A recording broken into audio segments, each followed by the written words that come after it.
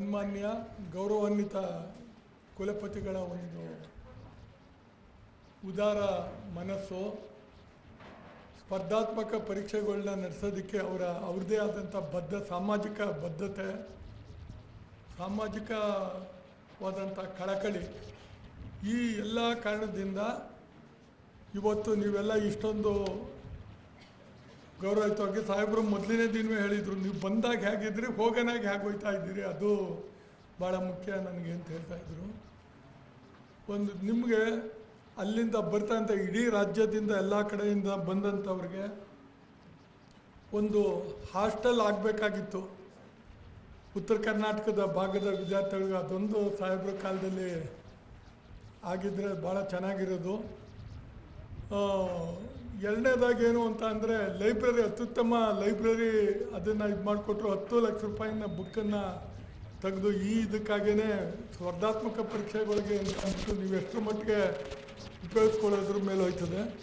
ಹಾಗೆಯೇ ಮಧ್ಯಾಹ್ನ ಇರೋವಂಥವ್ರಿಗೆ ಯಾರು ಸಬ್ಜೆಕ್ಟ್ಗಳ ಬಗ್ಗೆ ಆ ಸಬ್ಜೆಕ್ಟ್ ಎಕ್ಸ್ಪರ್ಟ್ಸ್ ಪ್ರೊಫೆಸರ್ಸ್ಗಳಿಗೆ ಅವ್ರಿಗೆಲ್ಲ ಹೇಳಿ ಅವ್ರಿಗೆ ಇದನ್ನು ಇದು ಮಾಡಿ ಕೌನ್ಸಿಲಿಂಗ್ ಮಾಡಿ ಹುಡುಗರಿಗೆ ಅಂಥೇಳಿ ಅದೊಂದು ಮಾಡಿರ್ತಕ್ಕಂಥದ್ದು. ಅದನ್ನು ನೀವು ಉಪಯೋಗ ಸಬ್ಜೆಕ್ಟ್ಗಳ ಬಗ್ಗೆನೂ ತಗೊಂಡಿದ್ದೀರಿ. ಜನರಲ್ ಸಬ್ಜೆಕ್ಟ್ ಬಗ್ಗೆ ನಾನು ಅತಿ ಹೆಚ್ಚಿಗೆ ನಾನೇನು ಹೇಳೋದಿಲ್ಲ, ಅದನ್ನು ನೀವುಗಳೇ ಹೇಳಬೇಕು. ಏನು ನಡೀತಾ ಇದೆ, ಏನು ಇದಾಗ್ತಾ ಇದೆ ಅಂತ ಅನ್ನೋದ್ರ ಬಗ್ಗೆ ನೀವುಗಳೇ ಒಂದು ಇದನ್ನು ಹೇಳಬೇಕು. ಎರಡನೇದಾಗಿ ಏನು ಅಂತ ಅಂದರೆ ಈ ಒಂದು ತರಬೇತಿ ನಡೆಯೋದಕ್ಕೆ ಸುಮಾರು ಒಂದು 5 ಸಾರಿ VC ಅವ್ರು ಬಂದು ತಮ್ಮ ವಿಸಿಟ್ ಮಾಡೋರೆ. ಪುಸ್ತಕಕ್ಕೆ 200 ಪುಟದ ಪುಸ್ತಕ ಈಗ ಬಿಡುಗಡೆ ಆಯ್ತಾ ಇರೋದು. ತುಂಬ ಅತ್ಯುತ್ತಮ ತಜ್ಞರಿಂದ ಪರಿಷ್ಕರಿಸಲ್ಪಟ್ಟ ಒಂದು ಪುಸ್ತಕ. ಆ ಪುಸ್ತಕಕ್ಕೆ ಈಗ ಬಿಡುಗಡೆ ಆಗ್ತದೆ. ಈಗ ADC ಅವರು ಬಂದು ಬಿಡುಗಡೆ ಮಾಡ್ತಾರೆ. ಇಡೀ ರಾಜ್ಯದಲ್ಲೇ ಫಸ್ಟ್ ರ್ಯಾಂಕ್ ತಗೊಂಡಂಥ KS ಆಫೀಸರ್ಸು ಅವ್ರದ್ದು ನಿಮಗೆ ಅನುಕೂಲ ಆಗಲಿ ಅಂತ ಅದೊಂದು. ಎರಡನೇದಾಗಿ 20ನೇ ರ್ಯಾಂಕು, ಇದು ನಮ್ಮ 2020 ಬ್ಯಾಚ್ನ DCP ಅವರು ಡಾಕ್ಟರ್ ಹರ್ಷ ಪ್ರೇಮೋದ ಅವರು ಈಗ ಇನ್ನೇನು ಕ್ಷಣದಲ್ಲೇ ಬರ್ತಾರೆ. ಅವ್ರು ಹೊರಟಿದ್ದಾರೆ, ಬರ್ತಾರೆ. ಸಮಯ ಇದಾಗಬಾರ್ದು, ಪರಿಚಯ ಮಾಡಿಕೊಡೋದು ನಿಮಗೆ ಅತಿ ಹೆಚ್ಚಿಗೆ ಇದಾಗಬಾರ್ದು ಅನ್ನೋ ಕಾರಣಕ್ಕೆ ನಿಮಗೆ ನಾನು ಪರಿಚಯ ಮಾಡಿಕೊಡೋದಕ್ಕೆ ಬಿಗಿಯಾದ ಆಡಳಿತ ಮತ್ತು ಈ ಒಂದು ವಿಶ್ವವಿದ್ಯಾನಿಲಯವನ್ನು ಸರಿದಾರಿ ತೆಗೆದುಕೊಂಡು ಹೋಗೋದಕ್ಕೆ ಏನೇನು ಎಲ್ಲ ಕೆಲಸನೂ ಕೂಡ ಅವರು ಕಾಲದಲ್ಲಿ ಆ ಒಂದು ಇದರಲ್ಲಿ ಇವರು ನಡ್ಕೊಂಡು ಬಂದ ದಾರಿ ಅಷ್ಟೇ.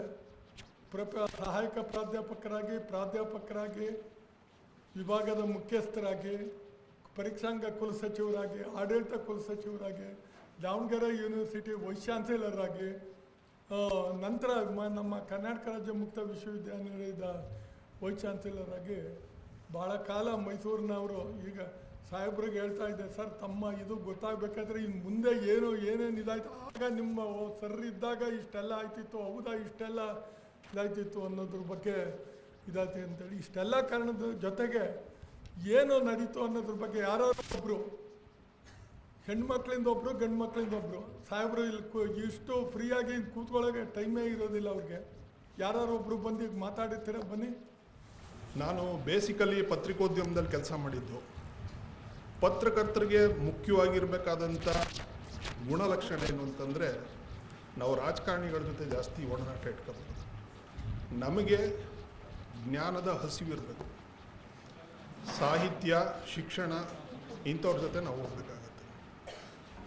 ಹಿಂದೆ ಎಲ್ಲ ಪತ್ರಕರ್ತರು ಅಂತ ಬಂದಾಗ ಅವರು ಜಾಸ್ತಿ ಓದೋ ಸಂಸ್ಕೃತಿ ಹೆಚ್ಚಿತ್ತು. ಲಂಕೇಶ್ ಅವರಾಗಲಿ, ರವಿ ಬೆಳಗೆರೆ ಅವರಾಗಲಿ. ಇವಾಗ ಸ್ಮಾರ್ಟ್ಫೋನ್ ಯುಗ ಬಂದ ನಂತರ ಓದೋ ಸಂಖ್ಯೆನೇ ಕಡಿಮೆ ಆಗೋಯ್ತು, ಬರವಣಿಗೆನೇ ಹೊಟ್ಟೋಯ್ತು, ಟೈಪಿಂಗ್ ಜಾಸ್ತಿ ಆಗೋಯ್ತು. ನಾವು ಒಡನಾಟನ ಯಾರ ಹತ್ರ ಬೆಳೆಸ್ಕೋಬೇಕು ಅಂತಂದರೆ, ನಾವೆಲ್ಲ ಪತ್ರಕರ್ತರು ಅಂದರೆ ಎಲ್ಲ ತಿಳಿದವರಲ್ಲ, ಆದರೆ ನಾವು ಪ್ರತಿಯೊಂದು ಕಲಿಬೇಕು. ಎಲ್ಲರಿಂದ ಜ್ಞಾನಕ್ಕೆ ಗೌರವ ಕೊಡಬೇಕು, ಆಗ ನಿಜವಾದ ಪತ್ರಕರ್ತನಾಗಕ್ಕೆ ಸಾಧ್ಯ. ಈಗ ನಾವು ಯಾಕೆ ಪತ್ರಿಕೋದ್ಯಮನೇ ಆಯ್ಕೆ ಮಾಡಿಕೊಂಡೆ ನಾನು ಈ ಕ್ಷೇತ್ರದಲ್ಲಿ? ಯಾಕೆ ನನಗೆ ಆ್ಯಕ್ಚುಲಿ ಇಂಟ್ರೆಸ್ಟು ಇರಲಿಲ್ಲ ಪತ್ರಿಕೋದ್ಯಮದಲ್ಲಿ ಬಂದು ನಾನಿಲ್ಲಿ ಪ್ರಾಧ್ಯಾಪಕನಾಗಿ ನಾನು ಆಗಬೇಕು ಅನ್ನೋ ಒಂದು ಆಸಕ್ತಿಗಳೇ ನನಗೆ ಇರಲಿಲ್ಲ. ಬಟ್ ವಾಸ್ತವದಲ್ಲಿ ಏನಾಗ್ತಾ ಇದೆ, ವಾಸ್ತವದಲ್ಲಿ ಏನಾಗ್ತಾ ಇದೆ ಅಂತ ನೀವು ತಿಳ್ಕೊಬೇಕು. ಏನಂದರೆ ಪತ್ರಿಕೋದ್ಯಮ ಬಂದು ಪತ್ರಕರ್ತನಾಗೋಕ್ಕೂ ಅಲ್ಲಿ ವಾಸ್ತವವಾಗಿ ಕೆಲಸ ಮಾಡೋದಕ್ಕೂ ಭಾಳ ವ್ಯತ್ಯಾಸಗಳಿರ್ತದೆ. ಇಲ್ಲಿ ನಮಗೆ ಮಾರಲ್ ಎಥಿಕ್ಸ್ಗಳು ಹೇಳ್ಕೊಡ್ತಾರೆ. ಮೀಡಿಯಾ ಲಾ ಅಂದ್ರೇನು, ಮೀಡಿಯಾ ಕೋಡ್ ಆಫ್ ಕಂಡಕ್ಟ್ ಅಂದ್ರೇನು, ಕಾಪಿರೈಟ್ಸ್ ಆ್ಯಕ್ಟ್ ಅಂದ್ರೇನು, ಪ್ರತಿಯೊಂದು ಒಂದು ಇರುತ್ತದೆ. ಕೆಲವೊಮ್ಮೆ ಏನಾಗುತ್ತೆ, ಅದು ಕೆಲವರು ಅದನ್ನು ಪಡೆದೇ ಇರಲ್ಲ, ಬಂದ್ಬಿಟ್ಟಿರ್ತಾರೆ. ಇಲ್ಲಿ ಪಾಪ ಶಿಕ್ಷಣ ಪಡ್ಕೊಂಡು ಹೋಗಿರ್ತಾರೆ ವಿದ್ಯಾರ್ಥಿಗಳು. ಅಲ್ಲೋಗಿ ನೋಡಿದ್ರೆ ಪಾಪ ಅವರು ಪರಿಸ್ಥಿತಿ 1-2 ತಿಂಗಳು ಪತ್ರಕರ್ತರಾಗಿ ಬರ್ತಾರೆ. ಆಮೇಲೆ ನೋಡಿದ್ರೆ ಅವರು ಆಮೇಲೆ ಇದಕ್ಕೆ ಹೋಗಿರ್ತಾರೆ, ಯಾವುದೋ ಬ್ಯಾಂಕಲ್ಲಿ ಯಾವುದೋ ಒಂದು ಇದಕ್ಕೆ ಇದು ಮಾಡ್ತಾರೆ. ಈಗ ನಮ್ಗೆ ಏನಾಗುತ್ತೆ ಅಂದರೆ ಸ್ಲೆಟ್ ಟು ನೆಟ್ಟುಗಿಂತ ಮುಖ್ಯವಾಗಿ ಅನುಭವ ಮುಖ್ಯ ಆಗುತ್ತದೆ. ಅನುಭವ ಮತ್ತು ಎಜುಕೇಷನ್ ಎರಡು ಭಾಳ ಮುಖ್ಯ ಆಗುತ್ತೆ.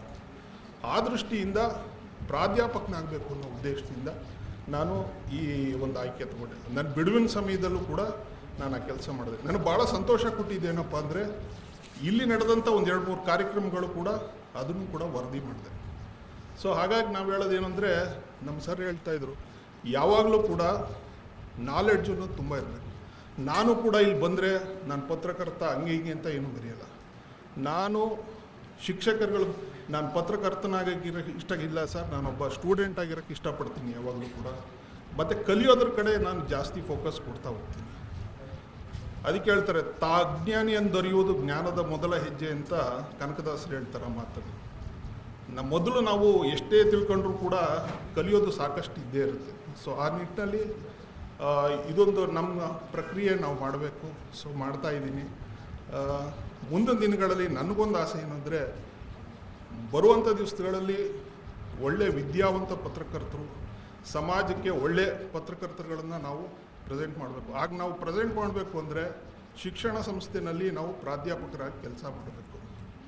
ಸುಮ್ಮನೆ ನಮ್ಮ ಅನುಭವಗಳದ್ದೆಲ್ಲ ಏನೂ ಪ್ರಯೋಜನ ಆಗಲ್ಲ. ಪ್ರಾಧ್ಯಾಪಕರಾಗಿ ನಮ್ಮ ವೃತ್ತಿ ಅನುಭವ ಮತ್ತು ಶಿಕ್ಷಣದ ಅನುಭವ ಎರಡನ್ನೂ ಅವ್ರಿಗೆ ತಿಳಿಸಿದಾಗ ಸಮಾಜದಲ್ಲಿ ಒಳ್ಳೆಯ ಪತ್ರಕರ್ತರಾಗ್ತಾರೆ ಅಂತ ಒಂದು ನಂಬಿಕೆ ನಮಗಿದೆ. ಇಷ್ಟು ದಿವಸ ನೀವೆಲ್ಲ ಬೇರೆ ಬೇರೆ ಕ್ಷೇತ್ರಗಳಿಂದ ಬಂದು ನಮ್ಮ ಜೊತೆ ಒಡನಾಟ ಮಾಡಿದ್ದು ತುಂಬ ಸಂತೋಷ ಆಯಿತು. ನಿಮ್ಮೆಲ್ರಿಗೂ ಧನ್ಯವಾದಗಳು ಹೇಳ್ತೀನಿ. ಅಂದರೆ ಒಂದು ಎಕ್ಸಾಮ್ಗೆ ಯಾವ ಥರ ಪ್ರಿಪೇರ್ ಆಗಬೇಕು ಅನ್ನುವಂಥದ್ದು ತುಂಬ ಜನ ಹಳ್ಳಿ ಭಾಗದ ಮಕ್ಕಳಾಗಲಿ ಸಿಟಿ ಭಾಗದ ಮಕ್ಕಳಾಗಲಿ ಮಾರ್ಗದರ್ಶನ ಇರೋದಿಲ್ಲ. ನಾನು ಒಂದು ಸಲ NET ಎಕ್ಸಾಮ್ ಬರೆಯೋಕ್ಕೆ ಹೋಗಿದ್ದೆ. ಫಸ್ಟ್ ಟೈಮ್ ಅಟೆಂಡ್ ಮಾಡಿದಾಗಲೇ ನನಗೆ ತುಂಬ ಭಯ ಆಗ್ಬಿಡ್ತು. ಇದೆಲ್ಲ ಬೇಡಪ್ಪ, ನಾವೇನು ನಮ್ಮ ಮನೆಯಲ್ಲೇ ಇದ್ಕೊಬಿಡೋಣ, ನಾವು ನಮ್ಮ ಕೈಲಾದಷ್ಟು ಏನೋ ಓದ್ಕೊಂಡು ಕೆಲಸ ಮಾಡೋಣ ಅಂತ ಅಂದ್ಕೊಂಡೆ. ಯಾಕಂದ್ರೆ ಅದ್ರ ಒಂದು ಮಾಹಿತಿ ನನಗೆ ಅಷ್ಟಾಗಿ ಇರಲಿಲ್ಲ, ಮಾರ್ಗದರ್ಶನ ನೀಡೋರೇ ಇರಲಿಲ್ಲ. ನಾನು ಓಪನ್ ಯೂನಿವರ್ಸಿಟಿನಲ್ಲಿ MA ಮಾಡಿಕೊಂಡೆ, ಮತ್ತು MSW ಇಲ್ಲೇ ಮಾಡ್ತಿದ್ದೀನಿ. ಆವಾಗ ನನಗೆ ಮಾಹಿತಿ ಸಿಕ್ತು, ಈ ಥರ ಒಂದು ಕ್ಲಾಸ್ ನಡೀತಿದೆಯಂತೆ, ಜಾಯ್ನ್ ಆಗಿ ಸ್ವಲ್ಪ ಇನ್ಫಾರ್ಮೇಷನ್ ಸಿಗುತ್ತೆ ಅಂತ. ಆದರೆ ಇನ್ನೂ ಅಲ್ಪ ಸ್ವಲ್ಪ ಸಿಗುತ್ತೆ ಅಂತ ಹೇಳಿ ನಾನು ಇಲ್ಲಿ ಬಂದೆ. ಆದರೆ ನನಗೆ ಸಂಪೂರ್ಣವಾದಂಥ ಮಾಹಿತಿ ಇಲ್ಲಿ ಸಿಕ್ತು. ನನಗೆ ಪ್ರತಿಯೊಂದು ಕ್ಲಾಸಲ್ಲೂ ಅಷ್ಟು ನೀಟಾಗಿ, ಅಷ್ಟು ಅಚ್ಚುಕಟ್ಟಾಗಿ ಹೇಳ್ಕೊಟ್ರು. ಬರೀ ಈ ಎಕ್ಸಾಮ್ಗಳಿಗೆ ಮಾತ್ರ ಅಲ್ಲ, ವಿವಿಧ ಎಕ್ಸಾಮ್ಗಳಿಗೆ ನಾವು ಯಾವ ಥರ ಪ್ರಿಪೇರ್ ಆಗಬೇಕು, ಕ್ವಶನ್ ಯಾವ ಥರ ಫ್ರೇಮ್ ಆಗುತ್ತೆ, ನಾವು ಅದನ್ನು ಯಾವ ಥರ ನಾವು ಆನ್ಸರ್ ಮಾಡಬೇಕು, ಪ್ರತಿಯೊಂದೂ ನಮಗೆ ಅಷ್ಟು ನೀಟಾಗಿ ಹೇಳ್ಕೊಟ್ಟಿದ್ದಾರೆ. ಬಂದಂಥ ಪ್ರತಿಯೊಂದು ಲೆಕ್ಚರ್ಸ್ ಆಗಿರ್ಬೋದು, ಪ್ರತಿಯೊಬ್ಬ ಸಂಪನ್ಮೂಲ ವ್ಯಕ್ತಿಗಳು ಸಹ ಯಾವುದೇ ಒಂದು ಮಕ್ಕಳಿಗೋಸ್ಕರ ಮಾತ್ರ ಫೋಕಸ್ ಮಾಡಿ ಬಂದಿರುವಂಥ ಎಲ್ಲ ಸ್ಟೂಡೆಂಟ್ನೂ ಒಂದೇ ರೀತಿಯಾಗಿ ನೋಡಿಕೊಂಡು ನಮಗೆ ಎಷ್ಟು ಸಲ ಕೇಳಿದ್ರು ಸರಿ ನಮಗೆ ಅಷ್ಟು ಫ್ರೀಯಾಗಿ ಹೇಳ್ಕೊಟ್ಟಿದ್ದಾರೆ. ಈ ಒಂದು ಅವಕಾಶವನ್ನು ಕಲ್ಪಿಸಿಕೊಟ್ಟಂಥ ತಮ್ಮೆಲ್ಲರಿಗೂ ಮತ್ತೊಂದು ಸಾರಿ ಧನ್ಯವಾದಗಳನ್ನು ತಿಳಿಸ್ಕೊಳ್ತಾ, ಎಲ್ಲರಿಗೂ ನಮಸ್ಕಾರ. ಗುರು ಬ್ರಹ್ಮ ಗುರು ವಿಷ್ಣು ಗುರುದೇವೋ ಮಹೇಶ್ವರ ಗುರು ಸಾಕ್ಷಾ ಪರಬ್ರಹ್ಮ ತಸ್ಮೇಶ್ವರ ಗುರುಹೇ ನಮಃ ಎಂದು ಗುರುವನ್ನು ನಮಿಸುತ್ತಾ ಈ 45 ದಿನಗಳ ಬಗ್ಗೆ ಒಂದೆರಡು ಮಾತನ್ನು ಹೇಳಲು ಇಷ್ಟಪಡುವೆ. ಮೊದಲಾಗಿ ಹೇಳಬೇಕಂದ್ರೆ, ಜೈನಹಳ್ಳಿ ಸತ್ಯನಾರಾಯಣ ಗೌಡ ಶಿಕ್ಷಕರು ಇವಾಗ ಎಲ್ಲರ ಹತ್ರನೂ ಎಲ್ಲನೂ ಇರುತ್ತೆ, ಆದರೆ ಕೊಡೋ ಮನಸ್ಸು ಯಾರ ಹತ್ರನೂ ಇರಲ್ಲ. ಈ ಶಿಕ್ಷಕರು, ನಾರಾಯಣಗೌಡ ಶಿಕ್ಷಕರು ಎಲ್ರಿಗೂ ಉಚಿತವಾಗಿ ಶಿಕ್ಷಣ ಕೊಡಿಸ್ತಿದ್ದಾರೆ ಅಂದರೆ ಒಂದು ತುಂಬ ಹೆಮ್ಮೆಯ ವಿಷಯ. ಸತ್ಯನಾರಾಯಣ ಗೌಡ ಸರ್ರು ಎಲ್ರಿಗೂ ಒಂದೇ ಥರಾಗಿ ನೋಡಿದರು. ಇಲ್ಲಿ ಯಾರು ಬಡವರು, ಇಲ್ಲಿ ದುಡ್ಡು ಕೊಟ್ಟೋರು, ಕೊಡದೇ ಇರೋರು ಇದೇನೂ ನೋಡಲಿಲ್ಲ. ತುಂಬ ಚೆನ್ನಾಗಿ ತರಗತಿಗಳನ್ನ ಹೇಳಿಕೊಟ್ರು. ಇಲ್ಲಿ ಸಿಗುವಂಥ ವಾತಾವರಣ ಮತ್ತು ಇಲ್ಲಿನ ಉಳ್ಕೊಳ್ಳುವಂಥ ಹಾಸ್ಟೆಲ್ ವ್ಯವಸ್ಥೆ ಆಗಿರ್ಬೋದು, ಇಲ್ಲಿ ಕೂರುವಂಥ ತರಗತಿಗಳು ಕೂಡ ಸಹ ತುಂಬ ಅಚ್ಚುಕಟ್ಟಾಗಿದ್ದು, ಮತ್ತು ಎಲ್ಲ ವಿದ್ಯಾರ್ಥಿಗಳಿಗೂ ಅವಕಾಶ ಕೊಟ್ಟಿದ್ದಾರೆ. ಇದನ್ನು ನಾವೆಲ್ಲರೂ ಕೂಡ ಚೆನ್ನಾಗಿ ಯುಟಿಲೈಸ್ ಮಾಡ್ಕೋಬೇಕು. ಇದರಿಂದ ನಾವು ಈ ಕರ್ನಾಟಕ ಮುಕ್ತ ವಿಶ್ವವಿದ್ಯಾಲಯ ಅಂದರೆ ಈ ನಾರಾಯಣಗೌಡ ಸರ್ ನೆನಪಿಗೆ ಬರ್ಬೇಕು ನಮಗೂ. ಆ ರೀತಿ ನಾವು ಓದ್ಕೊಂಡು ಮುಂದೊಂದು ದಿನ ನಾವು ಇಲ್ಲಿ ಬಂದು ಪ್ರೊಫೆಸರ್ ಆಗಬೇಕು ಅಂತ ನನ್ನ ಅನಿಸಿಕೆ. ಹಾಂ, ಶುರು ಮಾಡಿ.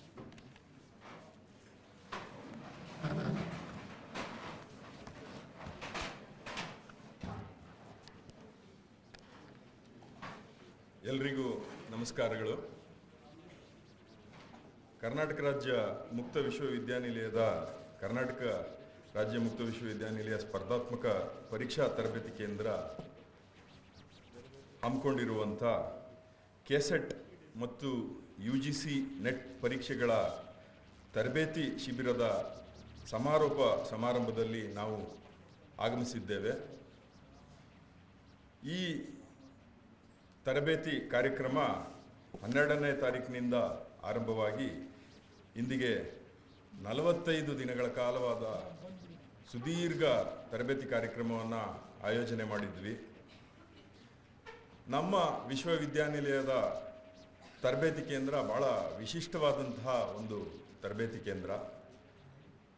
ವಿಶ್ವವಿದ್ಯಾನಿಲಯ ವಿದ್ಯಾರ್ಥಿಗಳಿಗೆ ಪದವಿ ಸರ್ಟಿಫಿಕೇಟ್ಗಳನ್ನು ಕೊಟ್ಟರೆ, ನಮ್ಮ ತರಬೇತಿ ಕೇಂದ್ರ ಆ ಪದವಿ ಪಡೆದಂಥ ವಿದ್ಯಾರ್ಥಿಗಳು ಹೇಗೆ ಬದುಕನ್ನು ಕಟ್ಕೊಳ್ಬೇಕು ಅನ್ನುವ ಉದ್ದೇಶವನ್ನು ಇಟ್ಟುಕೊಂಡು ಸುಮಾರು 15 ವರ್ಷಗಳ ಹಿಂದೆ ಈ ತರಬೇತಿ ಕೇಂದ್ರವನ್ನು ಆಯೋಜನೆ ಮಾಡಲಾಯಿತು.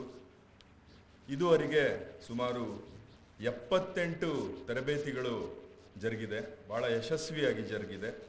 ಹಾಗಾಗಿ ಇಂದಿನ ಕಾರ್ಯಕ್ರಮಕ್ಕೆ ಆಗಮಿಸಿರುವ ಎಲ್ಲರನ್ನ ಸ್ವಾಗತ ಮಾಡೋದಕ್ಕಿಂತ ಮುಂಚೆ ಕಾರ್ಯಕ್ರಮವನ್ನು ವಿದ್ಯುಕ್ತವಾಗಿ ಪ್ರಾರ್ಥನೆಯ ಮೂಲಕ ಆರಂಭ ಮಾಡ್ತಾ ಇದ್ದೇವೆ. ಪ್ರಾರ್ಥನೆಯನ್ನು ನೆರವೇರಿಸಿಕೊಡಲಿದ್ದಾರೆ ಡಾಕ್ಟರ್ ಅಮ್ಮ ರಾಮಚಂದ್ರ, ಅಂತಾರಾಷ್ಟ್ರೀಯ ಕಲಾವಿದರು, ದೇವಲಾಪುರ.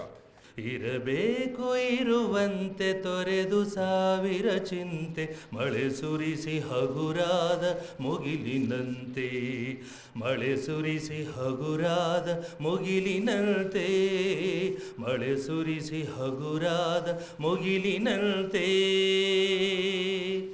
ತನ್ನೊಡಲ ತಾರೆಗಳ ಗುಡಿಸಿ ರಾಶಿಯ ಮಾಡಿ, ಬೆಳಕಿನುಂಡೆಯ ಬಾನಿ ಗುರುಳು ಬಿಟ್ಟು, ತನ್ನೊಡಲ ತಾರೆಗಳ ಗುಡಿಸಿ ರಾಶಿಯ ಮಾಡಿ, ಬೆಳಕಿನುಂಡೆಯ ಬಾನಿ ಗುರುಳು ಬಿಟ್ಟು, ಹೇಗೆ ಮರೆಯಾಗುವುದು ನಿರ್ಧನಿಕ ನಟ್ಟಿಸುರು, ಹಾಗೆ ಬಾಳಿಸು ಗುರುವೆ ಕರುಣೆ ಇಟ್ಟು, ಹಾಗೆ ಬಾಳಿಸು ಗುರುವೆ ಕರುಣೆ ಇಟ್ಟು. ಗುರುವಂದನೆಯ ಮೂಲಕ ಪ್ರಾರ್ಥನೆಯನ್ನು ನೆರವೇರಿಸಿಕೊಟ್ಟಂಥ ಡಾಕ್ಟರ್ ಅಮ್ಮ ರಾಮಚಂದ್ರ ಅವರಿಗೆ ಅನಂತ ಧನ್ಯವಾದಗಳು. ಈಗ ಕಾರ್ಯಕ್ರಮಕ್ಕೆ ಆಗಮಿಸಿರುವ ಎಲ್ಲರನ್ನ ಸ್ವಾಗತಿಸಿ ಅತಿಥಿಗಳ ಪರಿಚಯವನ್ನು ಮಾಡಿಕೊಡಲಿದ್ದಾರೆ ಈ ಕೇಂದ್ರದ ಸಂಯೋಜನಾಧಿಕಾರಿಯಾದಂಥ ಜೈನಹಳ್ಳಿ ಸತ್ಯನಾರಾಯಣ ಗೌಡ ಅವರು. ನಮ್ಮ ಕರ್ನಾಟಕದ ಹಿರಿಯ ಅಧಿಕಾರಿಗಳಾದಂಥ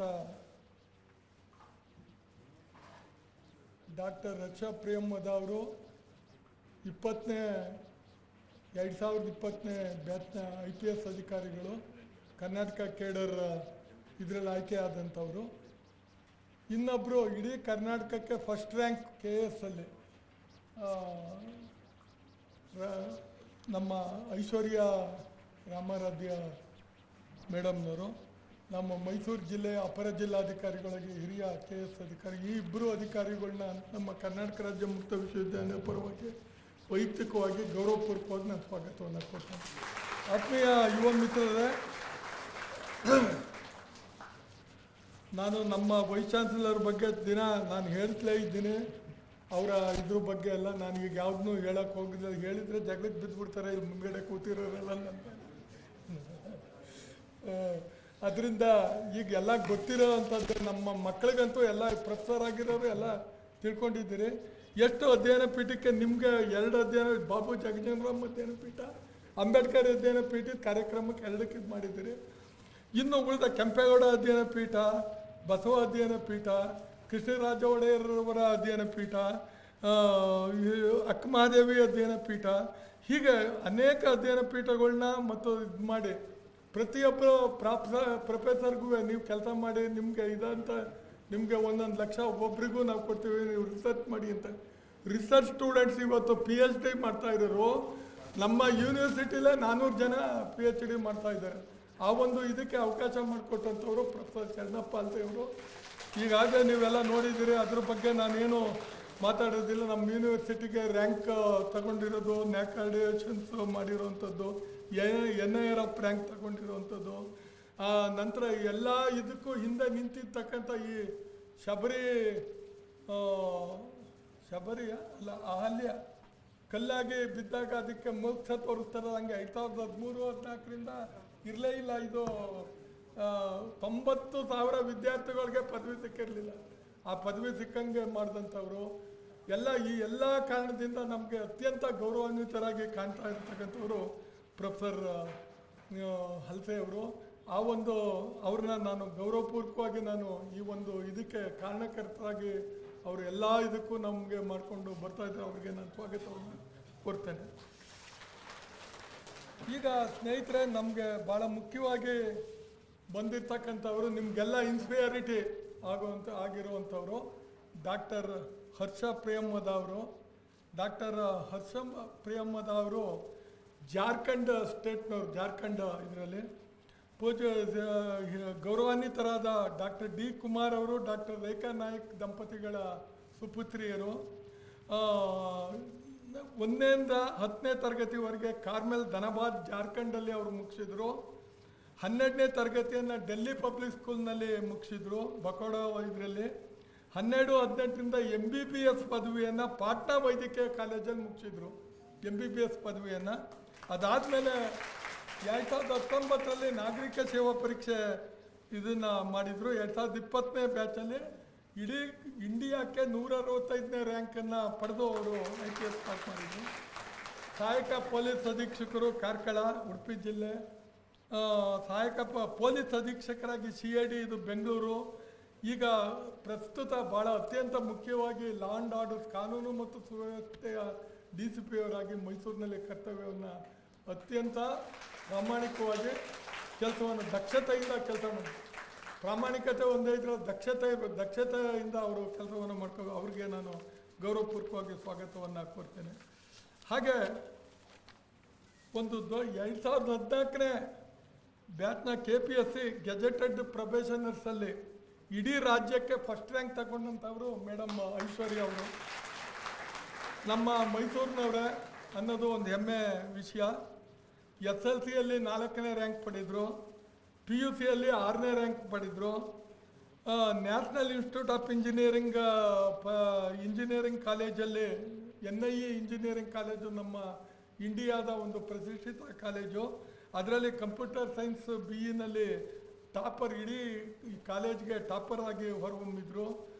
ಅಮೇರಿಕಾದ ಮೂಲದ ಪ್ರಸಿದ್ಧ MNC ಕಂಪ್ನಿಯಿಂದ ಬಂದಿದ್ದ ಆಫರನ್ನು ತಿರಸ್ಕರಿಸಿ ಅವರು ಕಾಂಪಿಟೇಟಿವ್ ಎಕ್ಸಾಮಿನೇಷನ್ಸ್ಗೆ ತಯಾರಾಗಬೇಕು ಅಂತ ಅನ್ನೋ ಇದನ್ನು ಅವರು ಇದರಲ್ಲಿ ಇದಕ್ಕೆ ಅಧ್ಯಯನ ಮಾಡ್ತಾಯಿದ್ರು. ಬೆಂಗಳೂರಿನ ಭಾರತೀಯ ರಿಸರ್ವ್ ಬ್ಯಾಂಕ್ನಲ್ಲಿ ಅಸಿಸ್ಟೆಂಟ್ ಮ್ಯಾನೇಜರಾಗಿ ಕೆಲಸ ಮಾಡ್ತಾಯಿದ್ರು.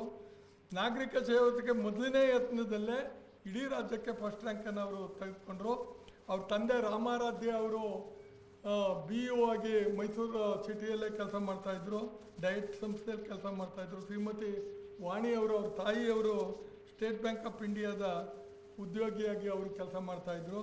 ಸ್ವಯಂ ನಿವೃತ್ತಿಯನ್ನು ಈಗ ಅವರು ಪಡೆದಿದ್ದಾರೆ. ಮಹೇಶ್ ಆರಾಧ್ಯ ಅವರು, ಅವರ ಪತಿಯವರು ಬೆಂಗಳೂರಿನ IT ಕಂಪ್ನಿಯಲ್ಲಿ ಸಾಫ್ಟ್ವೇರ್ ಇಂಜಿನಿಯರ್ ಆಗಿ ಕೆಲಸ ಮಾಡ್ತಾ ಇದ್ದಾರೆ. ಹೀಗೆ ಅವರು ಗರ್ಭಿಣಿ ಆಗಿದ್ದಾಗಲೇ ಇದನ್ನು KS ಸಿದ್ಧತೆ ಮಾಡಿಕೊಂಡು ಇದರಲ್ಲೇ ಕಷ್ಟದಲ್ಲೂ ಕೂಡ ಅವರು ಫಸ್ಟ್ ರ್ಯಾಂಕ್ ತಗೊಂಡವ್ರೆ ಅಂದರೆ ನಿಮಗೆಲ್ಲ ಗೊತ್ತು ಅಧ್ಯಯನ ಎಷ್ಟು ಚೆನ್ನಾಗಿ ಮಾಡೋರು ಅಂತ.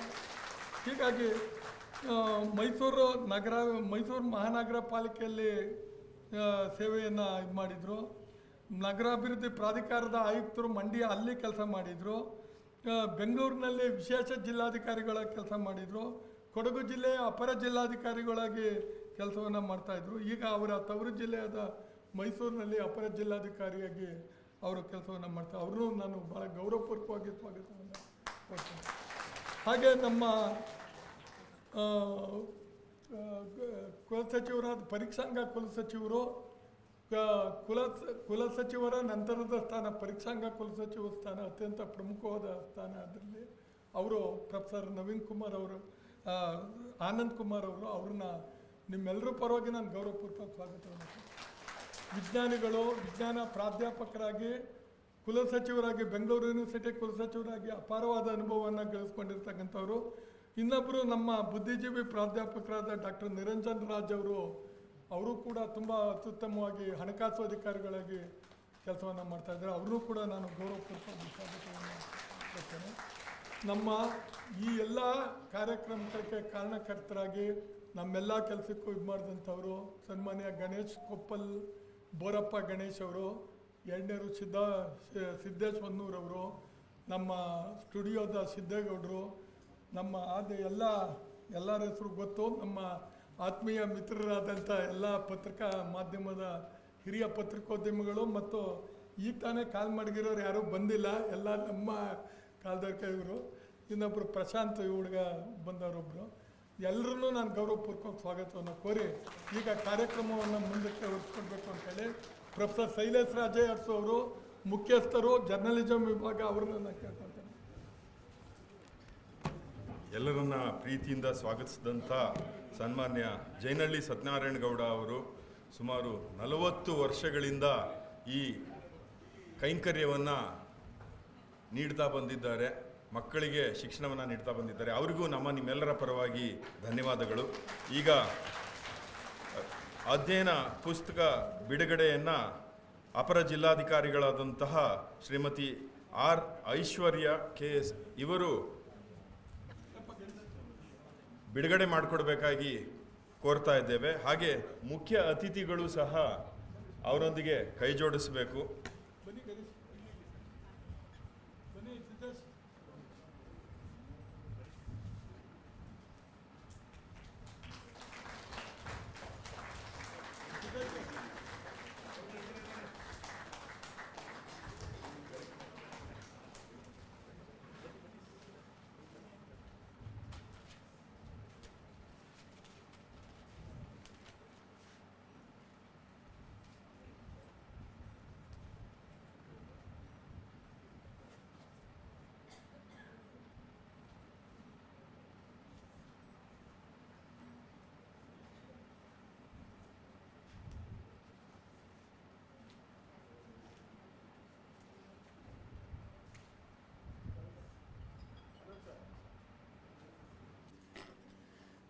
ವೇದಿಕೆಯ ಮೇಲೆ ನೆರೆದಿರುವಂತಹ KSOU ವೈಸ್ ಚಾನ್ಸಲರ್ ಅವರಾದಂತಹ ಶರಣಪ್ಪ ಹುಲ್ಸೆ ಸರ್ ಅವರೇ, ಈ ಒಂದು ಕಾರ್ಯಕ್ರಮಕ್ಕೆ ಆಗಮಿಸಿರುವಂತಹ DCP ಅವರಾದಂತಹ ಹರ್ಷ ಪ್ರಿಯಂವದರವರೇ, ಮತ್ತು ಈ ಒಂದು ಕಾರ್ಯಕ್ರಮದ ಮೂಲ ರೂವಾರಿಗಳಾದಂತಹ ಜೇನಹಳ್ಳಿ ಸತ್ಯನಾರಾಯಣ ಗೌಡರವರೇ, ಮತ್ತು ವೇದಿಕೆಯ ಮೇಲೆ ಇರುವಂತಹ ಎಲ್ಲ ಗಣ್ಯರೇ, ಇಲ್ಲಿ ನೆರೆದಿರುವಂತಹ ಎಲ್ಲ ಯುವಕ ಯುವತಿಯರೇ, ಸ್ನೇಹಿತರೆ, ಮಾಧ್ಯಮ ಮಿತ್ರರೇ, ಎಲ್ಲರಿಗೂ ಕೂಡ ನನ್ನ ನಮಸ್ಕಾರಗಳು.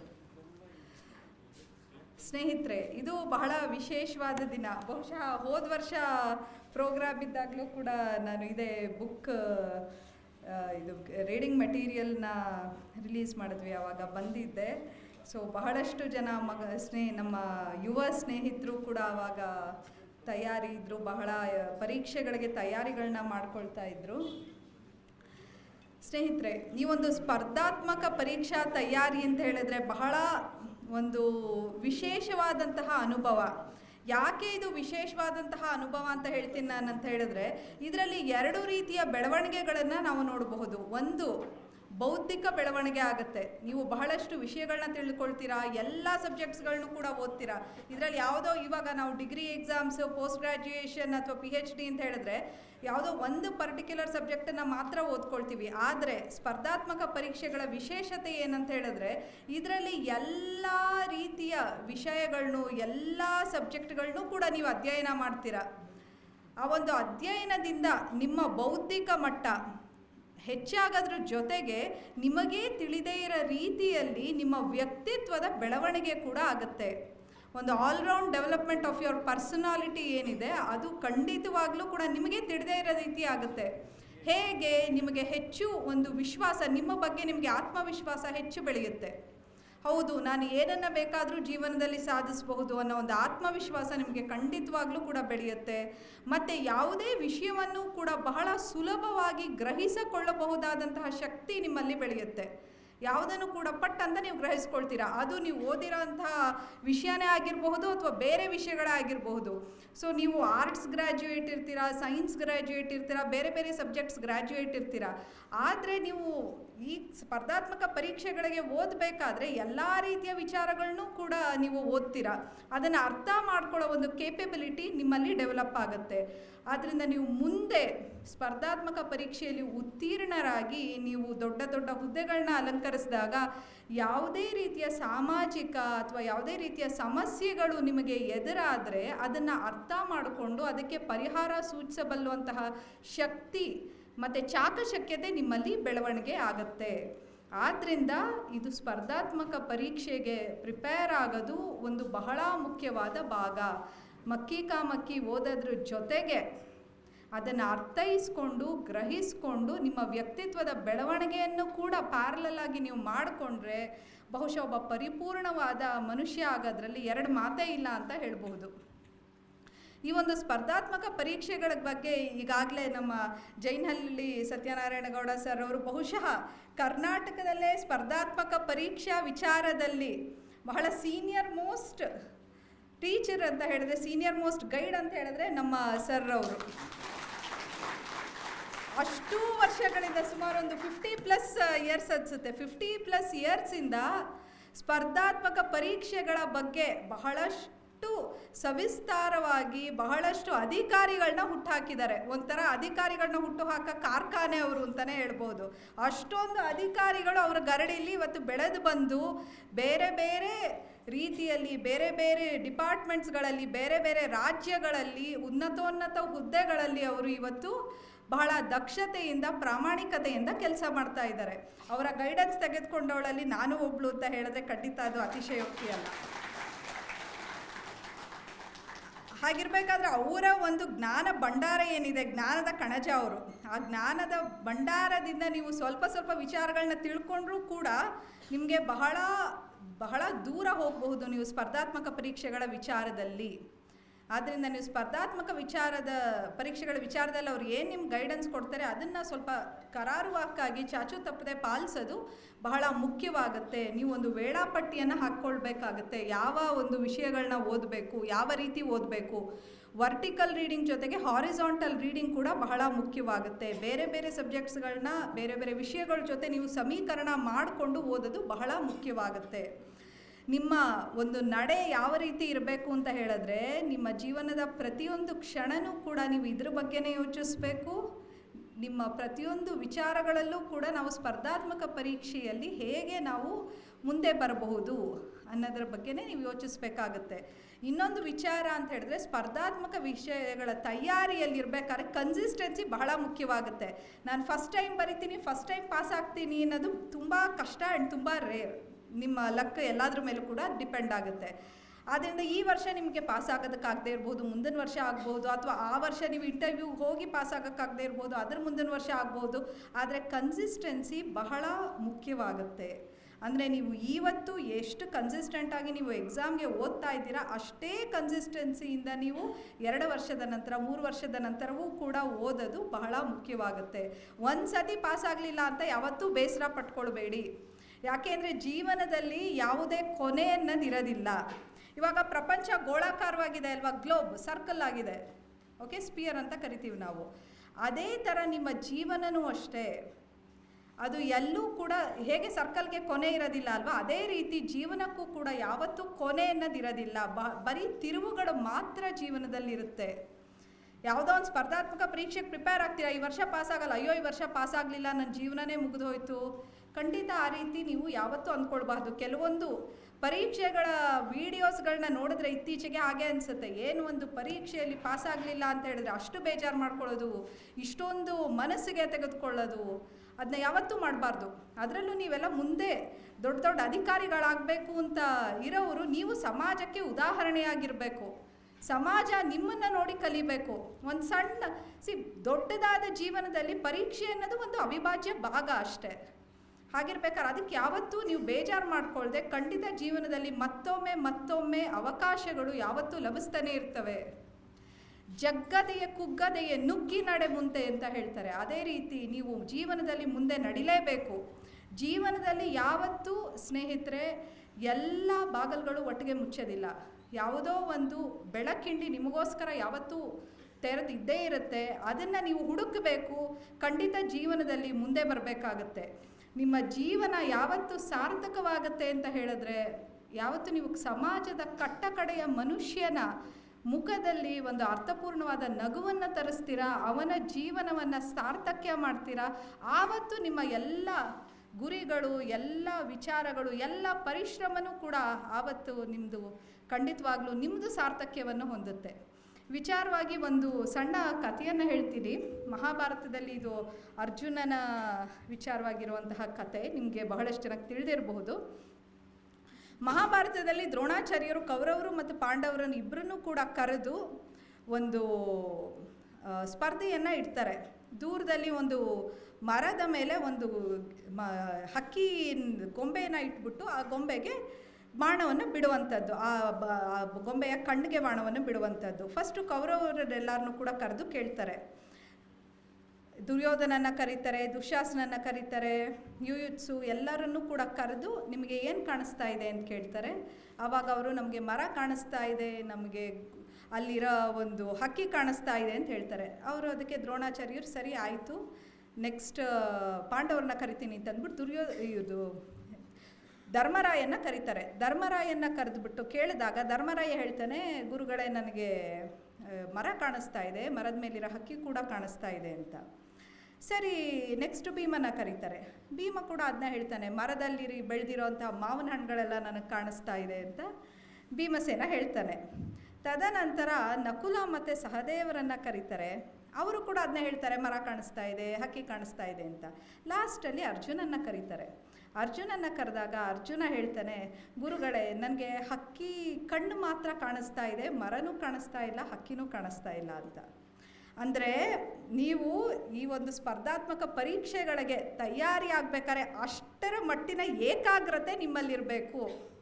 ಹೇಗೆ ಹಿಂದಿನ ಕಾಲದಲ್ಲಿ ಋಷಿಗಳು ತಪಸ್ಸು ಮಾಡ್ತಾ ಇದ್ದಾಗ ಅವರಲ್ಲಿ ಏಕಾಗ್ರತೆ ಇತ್ತೋ ಅಷ್ಟರ ಮಟ್ಟಿಗೆ ಏಕಾಗ್ರತೆ ಇರಬೇಕು. ನಿಮಗೆ ಪಕ್ಕದಲ್ಲಿರೋ ಇನ್ಸ್ಟಾಗ್ರಾಮು ಕಾಣಿಸ್ಬಾರ್ದು, ಆ ಕಡೆಗಿರೋ ಟ್ವಿಟ್ಟರು ಕಾಣಿಸ್ಬಾರ್ದು, ಈ ಕಡೆಗಿರೋ ಸ್ನ್ಯಾಪ್ಚಾಟು ಕಾಣಿಸ್ಬಾರ್ದು, ಏನು ಕೂಡ ಕಾಣಿಸ್ಬಾರ್ದು. ಅಟ್ಲೀಸ್ಟ್ ಓದೋ ಟೈಮಲ್ಲಾದರೂ ಕಾಣಿಸ್ಬಾರ್ದು. ದಿನಕ್ಕೊಂದು ಅರ್ಧ ಗಂಟೆ ಸೋಷಿಯಲ್ ಮೀಡಿಯಾ ಟಾಕ್ಸಿಫಿಕೇಷನ್ ಅಂತ ಹೇಳ್ಬೋದು ನಾವು. ಅದು ಡಿಟಾಕ್ಸಿಫಿಕೇಷನ್ ಅಲ್ಲ, ಟಾಕ್ಸಿಫಿಕೇಷನ್. ಅದನ್ನು ಸೋಷಿಯಲ್ ಮೀಡಿಯಾನ ಒಂದು ಅರ್ಧ ಗಂಟೆ ನೋಡಿ, ತೊಂದರೆ ಇಲ್ಲ. ಬಟ್ ನೀವು ಓದೋ ಸಮಯದಲ್ಲಿ ನಿಮ್ಮ 100% ಏನು ಪರಿಶ್ರಮ ಇರುತ್ತೆ ಅದನ್ನು ಸಂಪೂರ್ಣವಾಗಿ ನೀವು ಓದೋದ್ರ ಕಡೆಗೆ ಗಮನವಿಟ್ಟು ಕೊಡಬೇಕು. ದಿನವೆಲ್ಲ ನೀವು 10 ಗಂಟೆ 1 ನಿಮಿಷ ಮೊಬೈಲ್ ನೋಡೋದು, 1 ನಿಮಿಷ ಓದೋದ್ರಿಂದ ಏನೂ ಉಪಯೋಗ ಇಲ್ಲ. ಆದರೆ ಪರಿಣಾಮಕಾರಿಯಾಗಿ ಒಂದು 4 ರಿಂದ 5 ಗಂಟೆ ನೀವು ತದೇಕವಾಗಿ ಏಕಾಗ್ರತೆಯಿಂದ ಓದಿದ್ರೆ ಖಂಡಿತ ಅದರಿಂದ ಫಲ ಲಭಿಸುತ್ತೆ. ಅದರಿಂದ ನೀವೆಲ್ಲರೂ ಕೂಡ ಸ್ಪರ್ಧಾತ್ಮಕ ಪರೀಕ್ಷೆಗಳಿಗೆ ರೆಡಿ ಆಗಬೇಕಾದ್ರೆ ಏಕಾಗ್ರತೆಯಿಂದ ಓದಿ, ಕನ್ಸಿಸ್ಟೆಂಟಾಗಿ ಓದಿ, ಇಂತಹ ಗುರುಗಳ ಅನುಭವದ ಬುದ್ಧಿಯಿಂದ ಏನು ಅವರ ಎಕ್ಸ್ಪೀರಿಯನ್ಸಸ್, ಅನುಭವಗಳು ಎಲ್ಲವನ್ನೂ ಕೂಡ ತೆಗೆದುಕೊಂಡು ಓದಿ. ಇದನ್ನ ಹೇಳ್ತಾ ಕಡೆಯಲ್ಲಿ ಒಂದು ಸಣ್ಣ ಮಂಕುತಿಮ್ಮನ ಕಗ್ಗವನ್ನು ಹೇಳ್ತಾ ನನ್ನ 2 ಮಾತುಗಳನ್ನ ಮುಗಿಸ್ತೀನಿ ಸ್ನೇಹಿತರೆ. ಕಾಳನುದಯದಿ ಬಿತ್ತಿ ಸಂಜೆಗದು ಪೈರಹುದೆ, ಪಾಲುಂಟು ಕಾಲಂಗೆ ಕೃಷಿಗಳಲ್ಲಿ ತಾಳುಮೆಯೇ ಪರಿಪಾಕ ಮಂಕುತಿಮ್ಮ ಅಂತ. ಅಂದರೆ ಬೆಳಗ್ಗೆ ನೀವು ಒಂದು ಬೀಜ ಹಾಕಿದ್ರೆ ಸಂಜೆಗೆ ನಿಮಗೆ ಗಿಡ ಬಂದ್ಬಿಡಲ್ಲ. ಕಾಲ ತನ್ನದೇ ಆದ ಸಮಯವನ್ನು ತೆಗೆದುಕೊಳ್ಳುತ್ತೆ, ಪ್ರತಿಯೊಂದು ಜೀವಿನೂ ಕೂಡ ಪ್ರಕೃತಿಯಲ್ಲಿ. ಅದೇ ರೀತಿ ನಿಮ್ಮ ಟೈಮ್ ಬಂದಾಗ, ನಿಮ್ಮ ಪರಿಶ್ರಮ ಪಕ್ವವಾದಾಗ ನಿಮಗೆ ಖಂಡಿತವಾಗೂ ಆ ಪರಿಶ್ರಮಕ್ಕೆ ತಕ್ಕ ಸಾರ್ಥಕ್ಯ, ತಕ್ಕ ಪ್ರತಿಫಲ ಲಭಿಸಿಯೇ ಲಭಿಸುತ್ತೆ. ನಿಮ್ಮೆಲ್ಲರಿಗೂ ಕೂಡ ಶುಭವಾಗಲಿ ಅಂತ ಹೇಳ್ತಾ ನನ್ನ 2 ಮಾತುಗಳನ್ನ ಮುಗಿಸ್ತೇನೆ.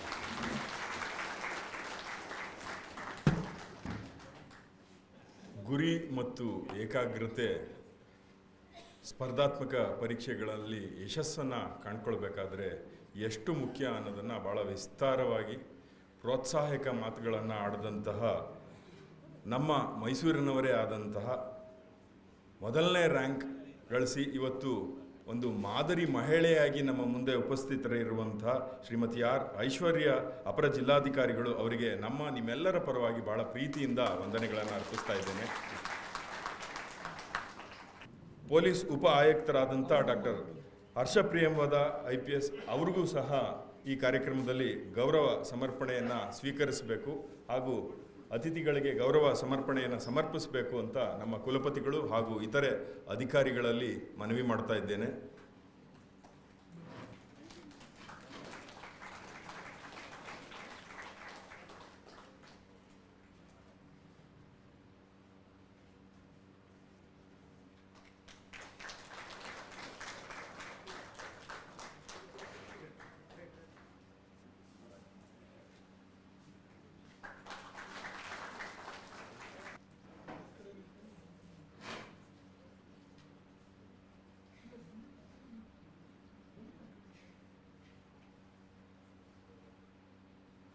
ಗೌರವ ಸಮರ್ಪಣೆ ಸ್ವೀಕರಿಸಿದಂತಹ ಇಬ್ಬರು ಮಹಾನ್ ಮಹಿಳಾ ದಿಗ್ಗಜರು ಮತ್ತು ಸಾಧಕಿಯರಿಗೆ ಅನಂತ ವಂದನೆಗಳು. ಸ್ನೇಹಿತರೆ, ವಿದ್ಯಾರ್ಥಿ ಮಿತ್ರರೇ,